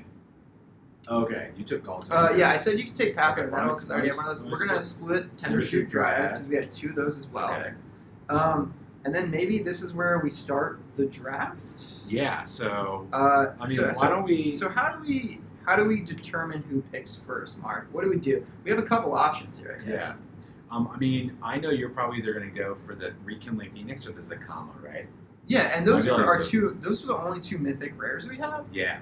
So I think it's a fair thing to just split those. Yeah, I think that's fair too. So I think are you more excited about this Dino? I think this actually has a chance to play in your deck, right? Well, Rekindling Phoenix, I do want to create a. So I'm gonna be. We're both excellent gentlemen. I'm gonna be the excellenter gentleman and give you first choice. Okay, so, oh man, this is tough. Rekindling Phoenix could be a great play in the Black-Red Pirates deck. I actually want to create, and that's a little bit more aggressive deck. 4 is at the top of the curve, but it is a very, very strong card. By contrast, Zakama, I do love that card. I think it's an incredible card. More just because I love the art and everything like that, but I know you're trying to get all the primal dinos, and that's probably going to be or all the elder dinos, and I think that's going to be the hardest elder dino. I'm not too worried. So I don't take that. So I would say I think you should take it though. I think you should take Zakama as adding to your elder dino set. Sure. I will take Rekindling Phoenix. okay. And then you know what? If we end up later on in a draft, maybe like when we actually draft Yeah. today, if I get another Rekindling Phoenix, he gets another Zakama, we'll swap those. We'll swap. Yeah, we're consistently cognizant. Even in the draft format and other drafts, we're like thinking about like, okay, I've drafted. It's not hate drafting; it's love drafting. Yeah. I've drafted cards for Jeff. That I'm like, dude, I know you're gonna like this card. I know it's not gonna wield to So you. what primal dinos do you already have now? So you I have have Nezahal. I have Galta. I have Zakama. I don't have Zaltalpa. All right, so you can take Zatalpa because I don't have a Nezahal. Oh, that's perfect. So there you go. You're with primal dinos. What's elder dinos? What's the only one you don't have? That the black one, right? It's the black one, yeah, which we haven't seen yet. Oh, and you don't have the red one either. And I don't have the red one, the Tully Okay. or whatever. So now it's just, I guess, a matter of like, Well, let's give you Warkite Marauder because Okay. you want the 4th Warkite. and why don't we give Marauder. you Wayward? Is this card? I guess what card is definitely like you want in your deck? Well, I guess Wayward Swordtooth isn't necessarily something I definitely want in my Okay. deck, but I will take it because I would like to see how it plays. Okay, and then I'm gonna just put the dual cards up there, and then we're narrowing it Wait, down. so we had a comp for the second sun. What sun? Oh no, this is not including the where did the They're over here. okay, yeah, we're gonna We're gonna do the those promo packs separately because we haven't even split up rares actually in there. Yeah. Okay, so now I think I know which one I want next, or which 2 really I want next. 3 Okay. even for me. Yeah, 3 even. Okay, so why don't we like what are you thinking? I'd like to go with Siegehorn Ceratops, Okay, yeah. the 2-drop 2/2. I'm not really with into Rage. that card. I like that. I was thinking more. I'm not really sure. If I was picking like badass cards, Ferociodon looks pretty badass. yeah, I was right? thinking the Ferociodon because he just Yeah. looks cool. I'm going to take Temple Altasaur. I think that is a solid dino card. Remember, I have a sweet spot for the dinos. Yeah, and I don't think there's any good blue cards that would go well in my blue-black pirate deck at this point. So I'm kind of just picking cards that I think are cool. Yeah. Are there any? Maybe cards Crafty Cut Purse would be good for you. Potential tryout. I just feel. Yeah, I guess I could do that. I mean, if you're not into it, you don't have to take it as your pick. I think it's okay. All right. It's not bad. I mean, I'd like to do Jade Light Ranger. Okay. Do you want to take World Shaper as a card? Because I got that as a promo card. Sure, yeah, I think that's a good way to go about it. Now we're kind of narrowing it down here. So I also have a Dawn's Climb and a Path of Metal, right? Okay. You can take those cards if you want. Do you have a Profane Procession? I don't. All right, but you do have a Storm the Vault, right? I don't think I do. I don't think I do. All right, so we have like those flip cards. Maybe we'll let those sit let those for sit. now. Yeah. What do you want next? Is there anything here you have already? Let's see. I don't believe there's anything I have already. Okay, because I have a Protein Raider already. Okay, so I can take that. Like I said, you can take a Hedon's Climb or a Path of Metal because I do have both of Yeah, those why don't I cards. take, I don't even know. I think Hedon's Climb is the better card. Okay. Medical is cooler that way. Yeah, well then, I mean, to be honest, you're not going to play the card, I'm right? not going to play either of them. So you should take the card you think is cooler. And to be honest, you can have both of those. Yeah. Why don't you take both? I'll take both then. Alright, let's see. I thought you got to Storm the Vault, but maybe I just liked the art. Maybe I did. I don't recall slating one. So. I think. I kind of want the Guardian. I think the Golden Guardian is Golden cool. Guardian, I that's think that's a yours. cool card. And then I think I'm gonna go with the Dead Man's Chest. Tomb Robber? Tomb Robber? I don't know. Why don't You can have both. I do both these? Why don't you pick two now? Let's see. I mean, I like Profane Procession. I do think this is a cool card. Yeah, I feel like that's also be a valuable card in the future if you ever want to trade with Wumpkins. Yeah, definitely. Yeah. And you already have a Blood Sun, right? I have Blood So Sun. I'll take a Blood Already Sun grabbed as that that one. second pick to take that off the board. All right, and now we're down to 10 total cards, so 5 each. Yeah. So do you feel strongly about any of these? I think Bishop of the Binding looks cool. And Animal's Order. Maybe I take those Yeah, two. take What those. do you think? Yeah, that sounds good. I think for some reason, Form of the Dinosaur is like just an interesting card to me. I don't really know why. I don't think I'd ever play it, but it just seems like an interesting card. Yeah. Now it's like I feel like this is this is a weird card, right? Yeah, that's so a I was- weird card. So I was thinking, weird card, Storm the Vault. this Okay. way, and then I was gonna do Radiant Destiny.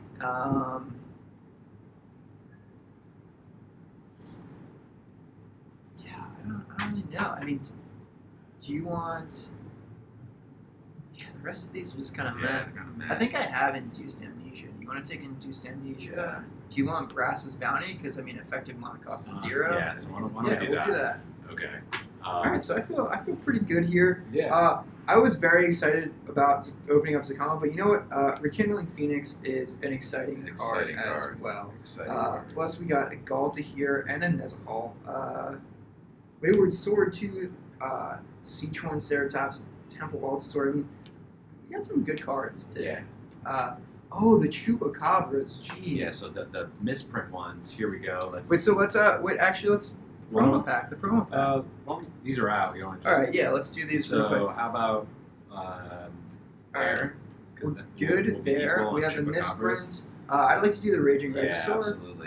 for sure. And then You get the shiny Chilanali's Crown, 100%. 100%. That's easy. I'll take the shiny planes too. All right. And then I think I guess this is kind of you, right? Yeah, might I play want it. to try Tuscany. That sounds And good then, to me. I think I would do. I mean, these are actually might be relevant. To Yeah, me, those right? are relevant to you. I do love Voracious Vampire. Yeah, Are you really okay? nice. I'm okay And with that. I'll do Skymarcher Aspirant as Okay. well. And And then, whatever one you think is more beautiful I'll probably between just Silent. do this. This one's beautiful, but kind of like the rare boy here. I'm gonna rare draft that All one. right, that's fine. So it would be a little All step right, back. next up we have our promo pack. So we're going to do a quick one there. We have a Burning Sun's Avatar. We have a Shiny Swamp and a Shiny Plains. You just took a Shiny Swamp, right? So you want Yeah. the Plains? Or wait, no, you I just took- took a Shiny I Plains. took a shiny plains. So you take the Plains, or you take the Swamp, I'll take the Plains here. Okay. That's easy. Faith of the Devoted now. Goring Ceratops. We have Yeheni's Expertise, Approach of the Second Sun, Madcap Experiment, and Daring Saboteur. Daring Saboteur easily to you. Yeah, I think I might have 4 of these, but we'll see.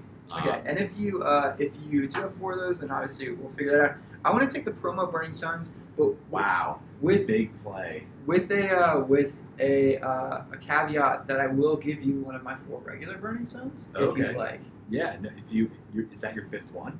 This is going to be my 5th Burning Yeah, Suns. no, that's fine. That's a beautiful card. I think that's probably the biggest win of today. You think so? Do you want this one? I No, feel no, bad. I think now. it's feel for you. bad. I think Jeff, you have a red green dinos deck. I think that card like screams like I have skill. I am the best. Okay, all right. So I think you should take it. Yeah, I think you get the next 2 or 3 or however many picks you So want I here. think I have this one. I think I have this one. Well, first of all, let's just give you Shiny Faith of the Devoted because there are 9 cards. Let's give you a definitely I'd Shiny say card. maybe. Would you play this? I don't know. I'm fine on Boring Ceratops. It's a beautiful card. If you want to take that as foil, I thought you already had a foil of those though. You might It be doesn't right. matter. It's still beautiful. You Yeah. should take that. So yeah, you definitely get those foils. Why don't you also take? I feel guilty about this burning. No, Suns, don't feel but guilty. you should man. take Approach to the Second Sun and see if you can do a Nick Heavy trade. Okay, and then why don't you take these 2? All right, sounds good. All right, so there we go. That was a gentleman's draft. You Yeah. know, like there was tension, but it's resolved in a very gentlemanly way. Yeah. Because Look at all these this beautiful is, cards. This is a Plus, guys, super- listen, we still have uncommons. There are uncommons in here that that are I actually absolutely really good. want to play. So yeah, we're gonna also end up going through these Yeah. as well. But thank you for tuning in with us. We appreciate your patronage. As usual, it was a pleasure doing this draft with you, Mark. Yeah, likewise. Wumpkins just said to bring his computer back up. He left it here. But yeah, we actually have a draft in about 7 minutes. Yeah. So we're gonna pack up here. I think we're good on the stream for Right? today. Yeah, we're not gonna broadcast Yeah. the draft that we're doing today. We're gonna do a quick one. Yeah. But next time we check in, we'll have. Yeah, to let I'm you thinking, know. probably not next week. We had a lot of streams this week, but maybe Yeah. the following week, Jeff. Maybe we can order a box. Yeah, and potentially. just go through another one. I have a lot of fun. I feel like We got a good flow here we had a today. good flow. We actually got I think filled in the collection a bit. So pretty excited, and we'd like to thank everyone for watching, all our viewers. Again, follow us here on Twitch. It'd be really great. We're trying to hit that affiliate status. Yeah. We are Twitch employees, but that stuff is not free. We don't get that for free. We We don't have get to that for actually free. earn our We viewers have to here. earn it. And we yeah. appreciate all you who do tune in and view us. Yeah. Also, we do publish all these. They are VODs. They don't stay around on Twitch because we're not affiliate yet. You have Yes. to be affiliate, right, for them to stay around. But we do end up downloading the videos and posting them to YouTube. So if you want to watch a rerun of one of these Yeah, shows, just find us on find Twitch. Find us on So- Twitch. Find us on Twitch, find us on YouTube. Find us sorry. on YouTube. Subscribe us to us there. We'll post Yeah. all our VODs so you can watch them forever. Yeah. And then once we hit affiliate, our VODs will stay on Twitch, Yeah. the superior platform, and then Obviously, you'll be able to come back and enjoy those. Yeah, I love YouTube. Great platform, but it's no. Let's get these Legions Yeah, lieutenants in there for Wumpkins. Yeah, he'll be really happy with those. But yeah, that's it, stream. Thanks for watching. We hope you guys have a great day and a great weekend. Yeah. Have And a good one. we'll see you next time. Cheers. All right, let's.